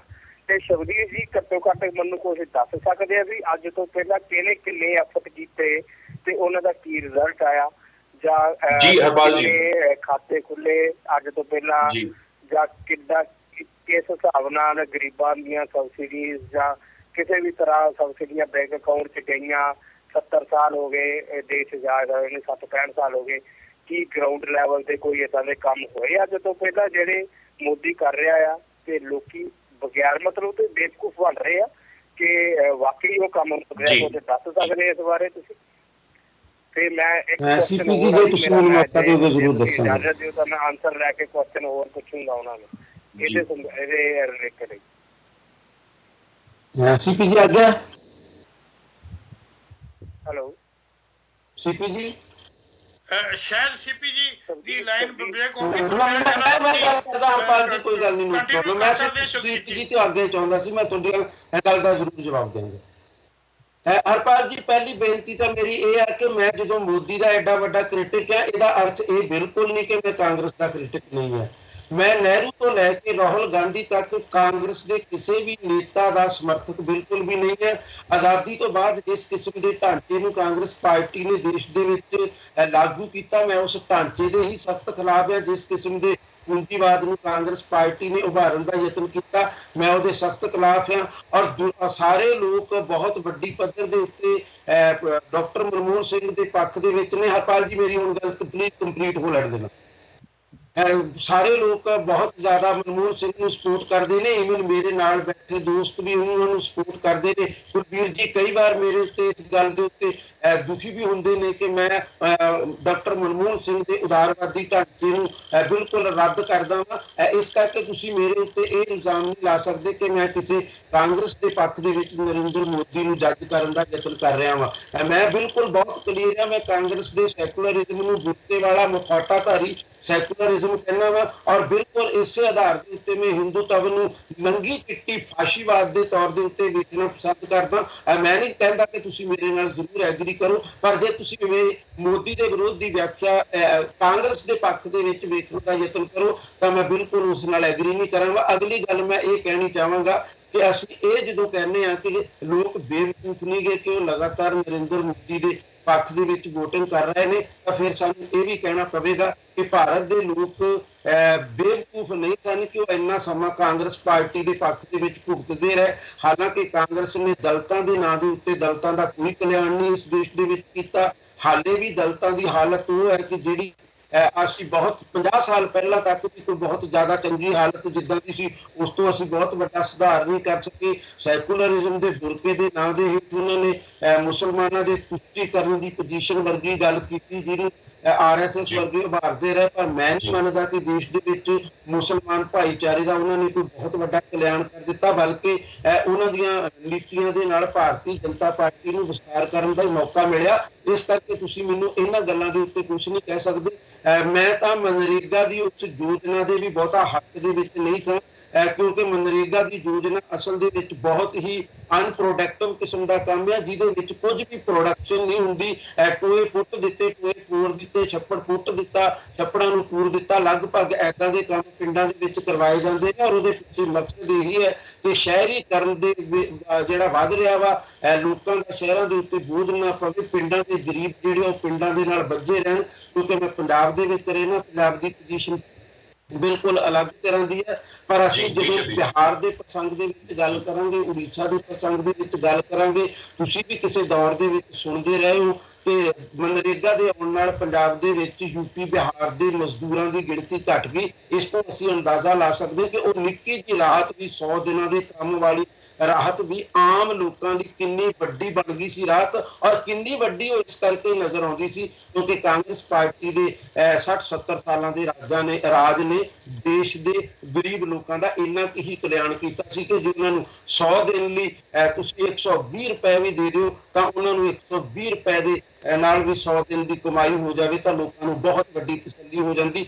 ਲਗਭਗ 12-15 ਹਜ਼ਾਰ ਰੁਪਏ ਨਾਲ ਵੀ ਦੇਸ਼ ਦੇ ਗਰੀਬ ਜਿਹੜੇ ਪਿੰਡਾਂ ਦੇ ਵਿੱਚ ਟਿਕਾ ਕੇ ਰੱਖੇ ਜਾ ਸਕਦੇ ਨੇ। ਇਦਾਂ ਦੀ ਕਾਂਗਰਸ ਦੇ ਪੱਖ ਦੇ ਵਿੱਚ ਮੈਂ ਕਦੇ ਨਹੀਂ ਰਿਹਾ, ਔਰ ਮੋਦੀ ਦੇ ਖਿਲਾਫ ਤਾਂ ਮੈਂ ਇਸ ਕਰਕੇ ਨਹੀਂ ਹਾਂ ਕਿ ਉਹ ਨੀਤੀਗਤ ਪੱਧਰ ਦੇ ਉੱਤੇ ਮਨਮੋਹਨ ਸਿੰਘ ਤੋਂ ਵੱਖਰੇ ਨਹੀਂ ਹੈ। ਜੇਤਲੀ ਸਾਹਿਬ ਐਲਾਨੀਆਂ ਕਹਿੰਦੇ ਨੇ ਕਿ ਉਸੇ ਉਦਾਰਵਾਦੀ ਢਾਂਚੇ ਨੂੰ ਕੰਟੀਨਿਊ ਕਰਾਂਗੇ ਜਿਹੜਾ ਉਦਾਰਵਾਦੀ ਢਾਂਚਾ ਡਾਕਟਰ ਮਨਮੋਹਨ ਸਿੰਘ ਨੇ ਅਪਣਾਇਆ। ਔਰ ਬੀਜੇਪੀ ਦੇ ਮੈਂ ਇਸ ਕਰਕੇ ਵੀ ਖਿਲਾਫ ਹਾਂ ਕਿ ਨੀਤੀਗਤ ਪੱਧਰ ਦੇ ਉੱਤੇ ਕਾਂਗਰਸਵਾਦੀ ਹੁੰਦੀ ਹੋਈ ਵੀ ਉਹ ਫਾਸਿਜ਼ਮ ਦੇ ਹਿੰਦੂਤਵਵਾਦ ਦੇ ਏਜੰਡੇ ਨੂੰ ਅੱਗੇ ਤੋਰਦੀ ਆ। ਇਸ ਬਣਾ ਦੇ ਉੱਤੇ ਮੈਂ ਮੋਦੀ ਸਾਹਿਬ ਦਾ ਵਿਰੋਧ ਕਰਨਾ। ਅਦਰਵਾਈਜ਼ ਮੇਰੀ ਕੋਈ ਉਹਨਾਂ ਨਾਲ ਪਰਸਨਲ ਸਾਂਝ ਨਹੀਂ ਹੈ, ਕੋਈ ਪਰਸਨਲ ਵਿਰੋਧ ਨਹੀਂ ਹੈ, ਔਰ ਮੇਰੀ ਕੋਈ ਕਾਂਗਰਸ ਦੇ ਪੱਖ ਦੇ ਵਿੱਚ ਮੈਂ ਬਿਲਕੁਲ ਵੀ ਨਹੀਂ। ਮੈਂ ਸ਼ਬਦੀਪ ਜੀ ਇੱਥੇ ਇੱਕ ਚੀਜ਼ ਦਰਸ਼ਕਾਂ ਨੂੰ ਹੋਰ ਕਲੀਅਰ ਕਰ ਦੇਣੀ ਚਾਹੂੰਗਾ ਕਿ ਹਰ ਇੱਕ ਹਰਪਾਲ ਜੀ ਬਿਲਕੁਲ ਦੇਖੋ, ਹਰਪਾਲ ਜੀ ਮੇਰੀ ਆਵਾਜ਼ ਆ ਰਹੀ ਤੁਹਾਨੂੰ? ਉਹ ਹੈਲੋ ਜੀ ਹਰਪਾਲ ਜੀ, ਸਾਡਾ ਟਾਈਮ ਹੋ ਗਿਆ ਪ੍ਰੋਗਰਾਮ ਦਾ। ਹਰਪਾਲ ਜੀ ਬਰੀਫ ਚ ਰੱਖਣਾ ਕਿ ਸਰਦੀਪ ਜੀ ਨੂੰ ਲੱਗ ਰਿਹਾ ਹੈ ਕਿ ਮੋਦੀ ਕੋਈ ਕੰਮ ਕਰ ਰਿਹਾ ਹੈ ਕਿ ਉਹ ਦੇਖੋ ਹਰਪਾਲ ਜੀ ਹਰ ਇੱਕ ਪੈਨਲਿਸਟ ਦਾ ਹਰਪਾਲ ਜੀ ਬਗੈਰ ਮਤਲਬ ਤੋਂ ਵਿਦਆਊਟ ਐਨੀ ਐਫੀਸ਼ੀਐਂਸੀ ਕੰਮ ਕਰ ਰਿਹਾ ਹੈ। ਸਾਨੂੰ ਲੱਗਦਾ ਕਿ ਗਰਾਊਂਡ ਲੈਵਲ ਤੇ ਕੋਈ ਕੰਮ ਕਰ ਰਿਹਾ। ਮੈਂ ਇੰਨੀ ਕੁ ਗੱਲ ਉਹਨੂੰ ਪੁੱਛਣਾ ਚਾਹੁੰਦਾ, ਹਾਂ ਜਾਂ ਨਾ ਚ ਜਵਾਬ ਦਿਓ ਕਿ ਤੁਹਾਨੂੰ ਲੱਗਦਾ ਹੈ ਕਿ ਮੋਦੀ ਗਰਾਊਂਡ ਲੈਵਲ ਤੇ ਕੋਈ ਕੰਮ ਕਰ ਰਿਹਾ ਕਿ ਲੋਕਾਂ ਦੇ ਵਿੱਚ ਵੈਸੇ ਪਰਸੈਪਸ਼ਨ ਹੈਗੀ ਕਿ ਉਹ ਹਾਰਡ ਵਰਕਰ ਹੈ? ਨਹੀਂ ਬਿਲਕੁਲ ਜੋ ਹਾਰਡ ਵਰਕ ਕਰ ਰਹੇ ਨੇ ਇਹਦੇ ਵਿੱਚ ਕੋਈ ਸ਼ੰਕਾ ਨਹੀਂ, ਔਰ ਮੈਂ ਇਹਨੂੰ ਬਿਲਕੁਲ ਵੀ ਇਸ ਗੱਲ ਤੋਂ ਡਿਨਾਈ ਨਹੀਂ ਕਰਦਾ, ਪਰ ਉਹਨਾਂ ਦੇ ਹਾਰਡ ਵਰਕ ਦਾ ਜਿਹੜਾ ਰਿਜ਼ਲਟ ਆ ਉਹ ਦੇਸ਼ ਨੂੰ ਮਿਲ ਰਿਹਾ ਕਿ ਨਹੀਂ, ਸਵਾਲ ਉਹਦਾ ਵਾ।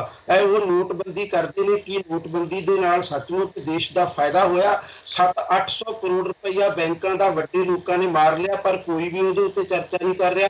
ਪਰ ਕਿਸਾਨਾਂ ਦੇ ਜਦੋਂ ਮਾੜੇ ਜਿਹੇ ਵੀ ਕਰਜ਼ੇ ਮਾਫ ਕਰਨ ਦੀ ਗੱਲ ਆਉਂਦੀ ਆ, ਉਦੋਂ ਨਰਿੰਦਰ ਮੋਦੀ ਦੀ ਸਰਕਾਰ ਦੇ ਵਿੱਚ ਕੰਮ ਕਰਦੇ ਲੋਕ ਇਹ ਕਹਿਣਾ ਸ਼ੁਰੂ ਕਰ ਦਿੰਦੇ ਨੇ, ਹਾਲਾਂਕਿ ਉਹਨਾਂ ਨੇ ਯੂਪੀ 'ਚ ਖੁਦ ਕਰਜ਼ੇ ਮਾਫ ਕਰਨ ਦਾ ਐਲਾਨ ਕੀਤਾ ਹੋਇਆ ਕਿਸਾਨਾਂ ਦੇ, ਔਰ ਫਿਰ ਵੀ ਇਦਾਂ ਦੀਆਂ ਗੱਲਾਂ ਨਜ਼ਰ ਆਉਂਦੀਆਂ ਨੇ ਕਿ ਜੇ ਇਹਦੇ ਇਦਾਂ ਕੀਤਾ ਤਾਂ ਦੇਸ਼ ਦੀਆਂ ਬੈਂਕਾਂ ਦੇ ਵਿੱਚ ਕਿਸਾਨ ਜਿਹੜਾ ਕਰਜ਼ੇ ਮਾਫ ਕਰਵਾਉਣਗੇ, ਇਹਦੇ ਨਾਲ ਅਨੁਸ਼ਾਸਨਹੀਣਤਾ ਹੋ ਜਾਏਗੀ, ਕਰਜ਼ਾ ਮੋੜਨ ਦੀ ਪ੍ਰਵਿਰਤੀ ਖਤਮ ਹੋ ਜਾਏਗੀ, ਮਾਲਿਆ ਪੈਸੇ ਲੈ ਕੇ ਭੱਜ ਜਾਵੇ, ਉਹਨੂੰ ਦੇਸ਼ ਲਿਆਉਣ ਦੇ ਵਿੱਚ ਕੋਈ ਰੋਲ ਪਲੇ ਨਹੀਂ ਕੀਤਾ ਜਾਂਦਾ। ਨੋਟਬੰਦੀ ਦੇ ਮਾਮਲੇ ਦੇ ਵਿੱਚ ਮੈਂ ਨਹੀਂ ਕਹਿ ਰਿਹਾ ਭਾਰਤੀ ਜਨਤਾ ਪਾਰਟੀ ਦਾ ਭਾਰਤੀ ਮਜ਼ਦੂਰ ਸੰਘ ਜਿਹਦੀ ਅਗਵਾਈ RSS ਕਰਦਾ, ਉਹਨੇ ਕਹਿ ਦਿੱਤਾ ਕਿ 4 ਕਰੋੜ ਲੋਕ ਉਸ ਚੱਕਰ ਦੇ ਵਿੱਚ ਬੇਰੁਜ਼ਗਾਰ ਹੋਏ ਨੇ, ਜਾਂ ਤੇ ਉਹ ਅੰਕੜੇ ਗਲਤ ਨੇ ਜਾਂ ਨਰਿੰਦਰ ਮੋਦੀ ਜਿਹੜੇ ਨੇ ਗਲਤ ਨੇ। ਜੀ ਸ਼ਬਦੀਪ ਜੀ ਬਰੀਫ ਰੱਖੋ ਥੋੜਾ ਜਿਹਾ। ਜੀ ਮੈਂ ਤੁਹਾਨੂੰ ਇੱਕ ਚੀਜ਼ ਦੱਸਣਾ ਚਾਹੁੰਦਾ, ਤੁਹਾਨੂੰ ਲੱਗਦਾ ਕਿ ਨੋਟਬੰਦੀ ਇੱਕ ਬਹੁਤ ਘਟੀਆ ਡਿਸੀਜਨ ਸੀ? ਤੁਹਾਨੂੰ ਲੱਗਦਾ ਸੀ ਇਹ ਨੋਟਬੰਦੀ ਜੇ ਮੋਦੀ ਨੇ ਕੀਤੀ ਆ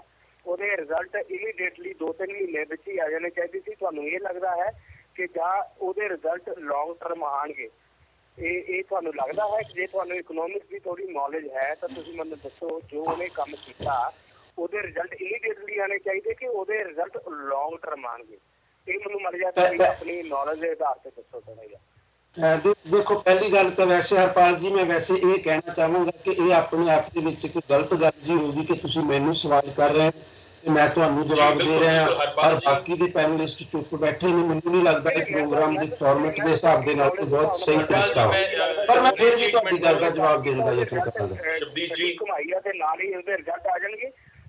ਨਹੀਂ ਮੈਂ ਸਿਰਫ ਤੁਹਾਨੂੰ ਇਹ ਕਹਿਣ ਦਾ ਯਤਨ ਕਰ ਰਿਹਾ, ਸਮਝਣ ਦੀ ਗੱਲ ਕਰੋ। ਇੰਟਰਸਟ ਰੇਟ ਇੰਨਾ ਹਾਈ ਹੋ ਗਿਆ ਸੀ ਕਿਉਂਕਿ ਉਹਨਾਂ ਕੋਲ ਇਨਫਲੋ ਆਫ ਕੈਸ਼ ਨਹੀਂ ਸੀਗਾ, ਹੁਣ ਘੱਟੋ ਘੱਟ ਉਹਨਾਂ ਕੋਲ ਇਨਫਲੋ ਆਫ ਕੈਸ਼ ਵੀ ਹੋ ਗਿਆ ਆ, ਉਹਨਾਂ ਨੇ ਇੰਟਰਸਟ ਰੇਟ ਵੀ ਥੋੜੇ ਘਟਾਏ ਨੇ, ਅੱਗੇ ਤੋਂ ਵੀ ਘਟਣਗੇ ਜਿੱਦਾਂ ਵੈਸਟਰਨ ਕੰਟਰੀਜ਼ ਦੇ ਵਿੱਚ, ਕਿਉਂਕਿ ਬੈਂਕਾਂ ਕੋਲ ਕੈਸ਼ ਬਹੁਤ ਹੈਗਾ ਆ, ਉਹ they can play with the money. India ਦੇ ਵਿੱਚ ਕੈਸ਼ ਹੀ ਹੈ ਨਹੀਂ, ਲੋਕਾਂ ਦੀਆਂ ਜੇਬਾਂ 'ਚ ਕੈਸ਼ ਸੀਗਾ, ਘੱਟੋ ਘੱਟ ਹੁਣ ਕੈਸ਼ ਇਨਫਲੋ ਹੋ ਰਿਹਾ ਆ। ਇਹ ਚੀਜ਼ਾਂ ਨਾ ਜਿੱਦਾਂ ਹੁਣ ਮੈਂ ਤੁਹਾਨੂੰ ਇੱਕ ਛੋਟੀ ਜਿਹੀ ਐਗਜ਼ਾਮਪਲ ਦੇ ਦਿੰਦਾ, ਮੇਰਾ ਫਰੈਂਡ ਹੈ ਮੰਡੀ ਗੋਬਿੰਦਗੜ੍ਹ ਸਟੀਲ ਮਿਲ ਚਲਾ ਰਿਹਾ, ਉਹ ਬੂਰਾ ਵੀ ਕੈਸ਼ ਲੈਂਦਾ ਸੀ, ਅੱਗੇ ਸਟੀਲ ਬਣਾ ਕੇ ਅੱਗੇ ਕੈਸ਼ ਹੀ ਵੇਚੀ ਜਾਂਦਾ ਸੀ, ਕਰੋੜਾਂ ਦੀ ਇਨਪੁਟ ਸੀ, ਟਰਨਓਵਰ ਸੀ ਤੇ ਗਵਰਨਮੈਂਟ ਦਾ ਕੋਈ ਇਨਵੋਲਵਮੈਂਟ ਨਹੀਂ ਸੀ। ਇਹ ਚੀਜ਼ਾਂ ਹੁਣ ਜੇ ਰੋਕ ਰਿਹਾ ਤਾਂ ਉਹਦਾ ਰਿਜ਼ਲਟ ਇੱਕ ਦਿਨ 'ਚ ਤਾਂ ਆਉਣਾ ਨਹੀਂ ਹੈਗਾ, ਉਹਨੂੰ ਟਾਈਮ ਤਾਂ ਲੱਗਣਾ ਹੈਗਾ। ਬਿਲਕੁਲ ਹਰਪਾਲ ਜੀ, ਇੱਥੇ ਮੈਂ ਇੱਕ ਚੀਜ਼ ਦੱਸਣਾ ਚਾਹੂੰਗਾ ਕਿ ਇੱਥੇ ਸ਼ਬਦੀਪ ਜੀ ਇੱਕ ਸੈਕਿੰਡ ਮੈਨੂੰ ਗੱਲ ਕੰਪਲੀਟ ਕਰਨ ਦਿਓ। ਹਰਪਾਲ ਜੀ ਇੱਥੇ ਇੱਕ ਚੀਜ਼ ਜ਼ਰੂਰ ਕਲੀਅਰ ਕਰਨੀ ਚਾਹੂੰਗਾ ਕਿ ਦਰਸ਼ਕਾਂ ਨੂੰ ਵੀ ਕਲੀਅਰ ਕਰਨੀ ਚਾਹੂੰਗਾ ਕਿ ਜਿਸ ਤਰ੍ਹਾਂ ਦੇ ਵੀ ਸਾਡੇ ਕੋਲ ਮੈਟਰ ਆਉਂਦੇ ਨੇ, ਜਿਸ ਤਰ੍ਹਾਂ ਵੀ ਲੋਕ ਹਿੱਤ ਦੀਆਂ ਅਸੀਂ ਗੱਲਾਂ ਕਰਦੇ ਹਾਂ, ਪੈਨਲਿਸਟ ਦੇ ਆਪਣੇ ਵਿਚਾਰ ਹੁੰਦੇ ਨੇ ਔਰ ਹਰ ਇੱਕ ਉਹ ਮੁੱਦਾ ਡਿਸਕਸ ਕੀਤਾ ਜਾਂਦਾ ਹੈ ਜਿਹੜੇ ਲੋਕਾਂ ਦੇ ਹਿੱਤ ਦੀ ਗੱਲ ਹੋਵੇ। ਇਸੇ ਕਰਕੇ ਸ਼ਾਇਦ ਤੁਹਾਨੂੰ ਲੱਗਦਾ ਹੋਵੇਗਾ ਕਿ ਸ਼ਬਦੀਪ ਜੀ ਵੱਲੋਂ ਡੀਮੋਨਟਾਈਜੇਸ਼ਨ ਬਾਰੇ ਕੀ ਗੱਲਾਂ ਕੀਤੀਆਂ ਗਈਆਂ ਜਾਂ ਉਹ ਮੋਦੀ ਦੇ ਹਿੱਤ ਦੀ ਗੱਲ ਕਰਦੇ ਜਾਂ ਨਹੀਂ ਕਰਦੇ। ਹਰਪਾਲ ਜੀ ਇਸ ਤਰ੍ਹਾਂ ਦੀ ਕੋਈ ਗੱਲ ਨਹੀਂ ਹੈ। ਉਹਨਾਂ ਦੇ ਜਦੋਂ ਵਿਚਾਰ ਸੁਣਦਾ ਆ ਵਿਚਾਰ ਬਿਲਕੁਲ ਕਿ ਉਹਨਾਂ ਦੇ ਵਿਚਾਰਾਂ ਦੇ ਵਿੱਚ ਨੌਲੇਜ ਜਾਂ ਮੈਨੂੰ ਨੌਲੇਜ ਹੈ ਨਹੀਂ ਉਸ ਚੀਜ਼ ਦੀ ਜਿੰਨਾ ਮੈਂ ਪੜ੍ਹਿਆ, ਜਾਂ ਉਹ ਮੈਨੂੰ ਆਪਣਾ ਵੀਓ ਪੁਆਇੰਟ ਆਫ ਵਿਊ, ਮੈਂ ਤਾਂ ਆਪਣਾ ਪੁਆਇੰਟ ਆਫ ਵਿਊ ਦੱਸ ਰਿਹਾ। ਮੈਨੂੰ ਇਹ ਲੱਗਦਾ ਕਿ ਜੋ ਉਹਨਾਂ ਨੇ ਨੋਟਬੰਦੀ ਕੀਤੀ ਆ ਉਹ ਬਹੁਤ ਜ਼ਰੂਰੀ ਸੀ, ਕਿਉਂਕਿ ਬਹੁਤ ਸਾਰਾ ਟ੍ਰਾਂਜੈਕਸ਼ਨ ਕੈਸ਼ ਹੋ ਰਹੀ ਸੀ। ਜੇ ਨੋਟਬੰਦੀ ਨਾ ਕਰਦੇ ਉਹ ਕੈਸ਼ ਟ੍ਰਾਂਜੈਕਸ਼ਨ ਜਿਹੜੀ ਸੀ ਉਹ ਇਮੀਡੀਏਟਲੀ ਬੰਦ ਨਹੀਂ ਸੀ ਹੋਣੀ, ਬਹੁਤ ਲੌਂਗ ਟਾਈਮ ਲੱਗ ਜਾਣਾ ਸੀ, ਆਲਮੋਸਟ 20-25 ਈਅਰਸ ਲੱਗ ਜਾਣੇ ਸੀ। ਨੋਟਬੰਦੀ ਨਾਲ ਉਹ ਇਮੀਡੀਏਟਲੀ ਬੰਦ ਹੋਣ ਦੇ ਚਾਂਸਸ ਹੈਗੇ ਆ। ਮੇਰਾ ਤਾਂ ਇੰਨਾ ਹੀ ਕਹਿਣ ਦਾ ਮਤਲਬ ਆ ਕਿ ਅਜੇ ਸਟਿਲ ਹਰਪਾਲ ਜੀ ਚਾਂਸਸ ਹੈਗੇ ਨੇ। ਸੀਪੀ ਜੀ ਜੇ ਤੁਸੀਂ ਮੈਨੂੰ ਅੱਧਾ ਮਿੰਟ ਦੇ ਦਿਓ, ਮੇਰਾ ਖਿਆਲ ਆਪਾਂ ਨੂੰ ਇਹ ਗੱਲ ਹੁਣ ਖਤਮ ਕਰ ਦੇਣੀ ਚਾਹੀਦੀ ਹੈ। ਮੈਂ ਪਹਿਲਾਂ ਕਹਿ ਚੁੱਕਾ ਕਿ ਅੱਛਾ ਨਹੀਂ ਲੱਗਦਾ ਕਿ ਮੈਂ ਹੀ ਇਕੱਲਾ ਜਵਾਬ ਦੇਵਾਂ। ਜੀ ਸ਼ਬਦੀਪ ਜੀ, ਹਰਪਾਲ ਜੀ ਸ਼ਬਦੀਪ ਜੀ ਨੂੰ ਜਵਾਬ ਦੇਣ ਦਿਓ। ਵੇਖੋ ਹਰਪਾਲ ਜੀ ਮੈਂ ਬਹੁਤ ਕਲੀਅਰਲੀ ਤੁਹਾਨੂੰ ਕਹਿੰਦਾ, ਮੈਂ ਨਹੀਂ ਕਹਿੰਦਾ ਕਿ ਛੜੀ ਘੁਮਾਉਣ ਦੇ ਨਾਲ ਦੁਨੀਆ ਬਦਲ ਜਾਂਦੀ ਹੈ। ਨਰਿੰਦਰ ਮੋਦੀ ਵੀ ਉਹ ਦੁਨੀਆ ਨਹੀਂ ਬਦਲ ਸਕਦੇ, ਉਹ ਸਿਰਫ ਜਾਦੂ ਦੇ ਸ਼ੋਅ ਦੇ ਵਿੱਚ ਹੁੰਦਾ ਵਾ, ਅੱਖ ਦੇ ਭੁਲੇਖੇ ਦੇ ਵਿੱਚ ਹੁੰਦਾ ਵਾ, ਇਨ ਰੀਅਲ ਸੈਂਸ ਉੱਥੇ ਵੀ ਨਹੀਂ ਵਾਪਰਦਾ। ਇਸ ਕਰਕੇ ਮੈਂ ਨਹੀਂ ਕਹਿੰਦਾ ਕਿ ਛੜੀ ਘੁਮਾਉਣ ਨਾਲ ਦੁਨੀਆ ਬਦਲ ਜਾਣੀ ਸੀ।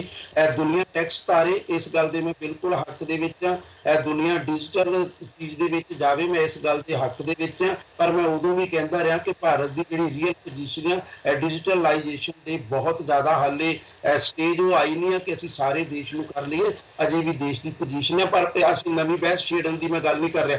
ਮੈਂ ਸਿਰਫ ਇੱਕੋ ਗੱਲ ਕਹਿ ਰਿਹਾ ਕਿ ਜੇ ਛੜੀ ਘਮਾਉਣ ਦੇ ਨਾਲ ਫਰਕ ਨਹੀਂ ਪੈਂਦਾ ਪੋਜ਼ਿਟਿਵ, ਪਰ ਜੇ ਇੱਕ ਛੜੀ ਘਮਾਉਣ ਦੇ ਨਾਲ 4 ਕਰੋੜ ਲੋਕ ਬੇਰੁਜ਼ਗਾਰ ਹੋ ਜਾਣ ਔਰ ਨਰਿੰਦਰ ਮੋਦੀ ਦੇ ਪੱਖ ਦੇ ਵਿੱਚ ਬੋਲਣ ਵਾਲੇ ਕਹਿਣ ਕਿ ਹੁਣ ਸਾਰਾ ਕੁਝ ਸੈੱਟ ਹੋ ਗਿਆ ਵਾ, ਪਰ 4 ਕਰੋੜ ਨੂੰ ਵਾਪਸ ਰੁਜ਼ਗਾਰ ਨਾ ਮਿਲਣ। ਸਰਕਾਰ ਨੇ ਵਾਅਦਾ ਕੀਤਾ ਹੋਵੇ ਕਿ ਉਹ 2 ਕਰੋੜ ਲੋਕਾਂ ਨੂੰ ਰੁਜ਼ਗਾਰ ਦੇਵੇਗੀ, ਪਰ ਸਰਕਾਰ ਦੇ 2 ਸਾਲਾਂ ਦੇ ਕਾਰਜਕਾਲ ਦੇ ਵਿੱਚ 2 ਕਰੋੜ ਰੁਜ਼ਗਾਰ ਦੇਣ ਦੀ ਬਜਾਏ ਔਸਤਨ 2 ਕਰੋੜ ਸਾਲ ਦੇ ਵਿੱਚ ਖੋਹ ਲੈ ਜਾਣ। ਇਹ ਇਦਾਂ ਦੀ ਜੇ ਛੜੀ ਘੁੰਮਣੀ ਆ ਤਾਂ ਫਿਰ ਉਹਨੂੰ ਮੈਂ ਕਿੰਨਾ ਕੁ ਪੋਜ਼ਿਟਿਵ ਲਵਾਂ। ਮੈਨੂੰ ਨਹੀਂ ਪਤਾ ਤੁਸੀਂ 4 ਕਰੋੜ ਲੋਕਾਂ ਦੀ ਪੀੜ ਨੂੰ ਨਾ ਸਮਝਦੇ ਹੋਏ ਇੱਕ ATM ਦੇ ਵਿੱਚ ਪੈਸੇ ਮਿਲਣ ਨੂੰ ਕਿਉਂ ਜ਼ਿਆਦਾ ਮਹੱਤਵਪੂਰਨ ਸਮਝਦੇ ਹੋ। ਇੱਕ ਜਾਣਕਾਰੀ ਮੈਂ ਜਾਂਦੇ ਜਾਂਦੇ ਜ਼ਰੂਰ ਦੇ ਦਿਆਂ, ਮੈਂ ਚਾਹਾਂਗਾ ਇਹ ਬਹਿਸ ਅੱਗੇ ਨਾ ਜਾਵੇ।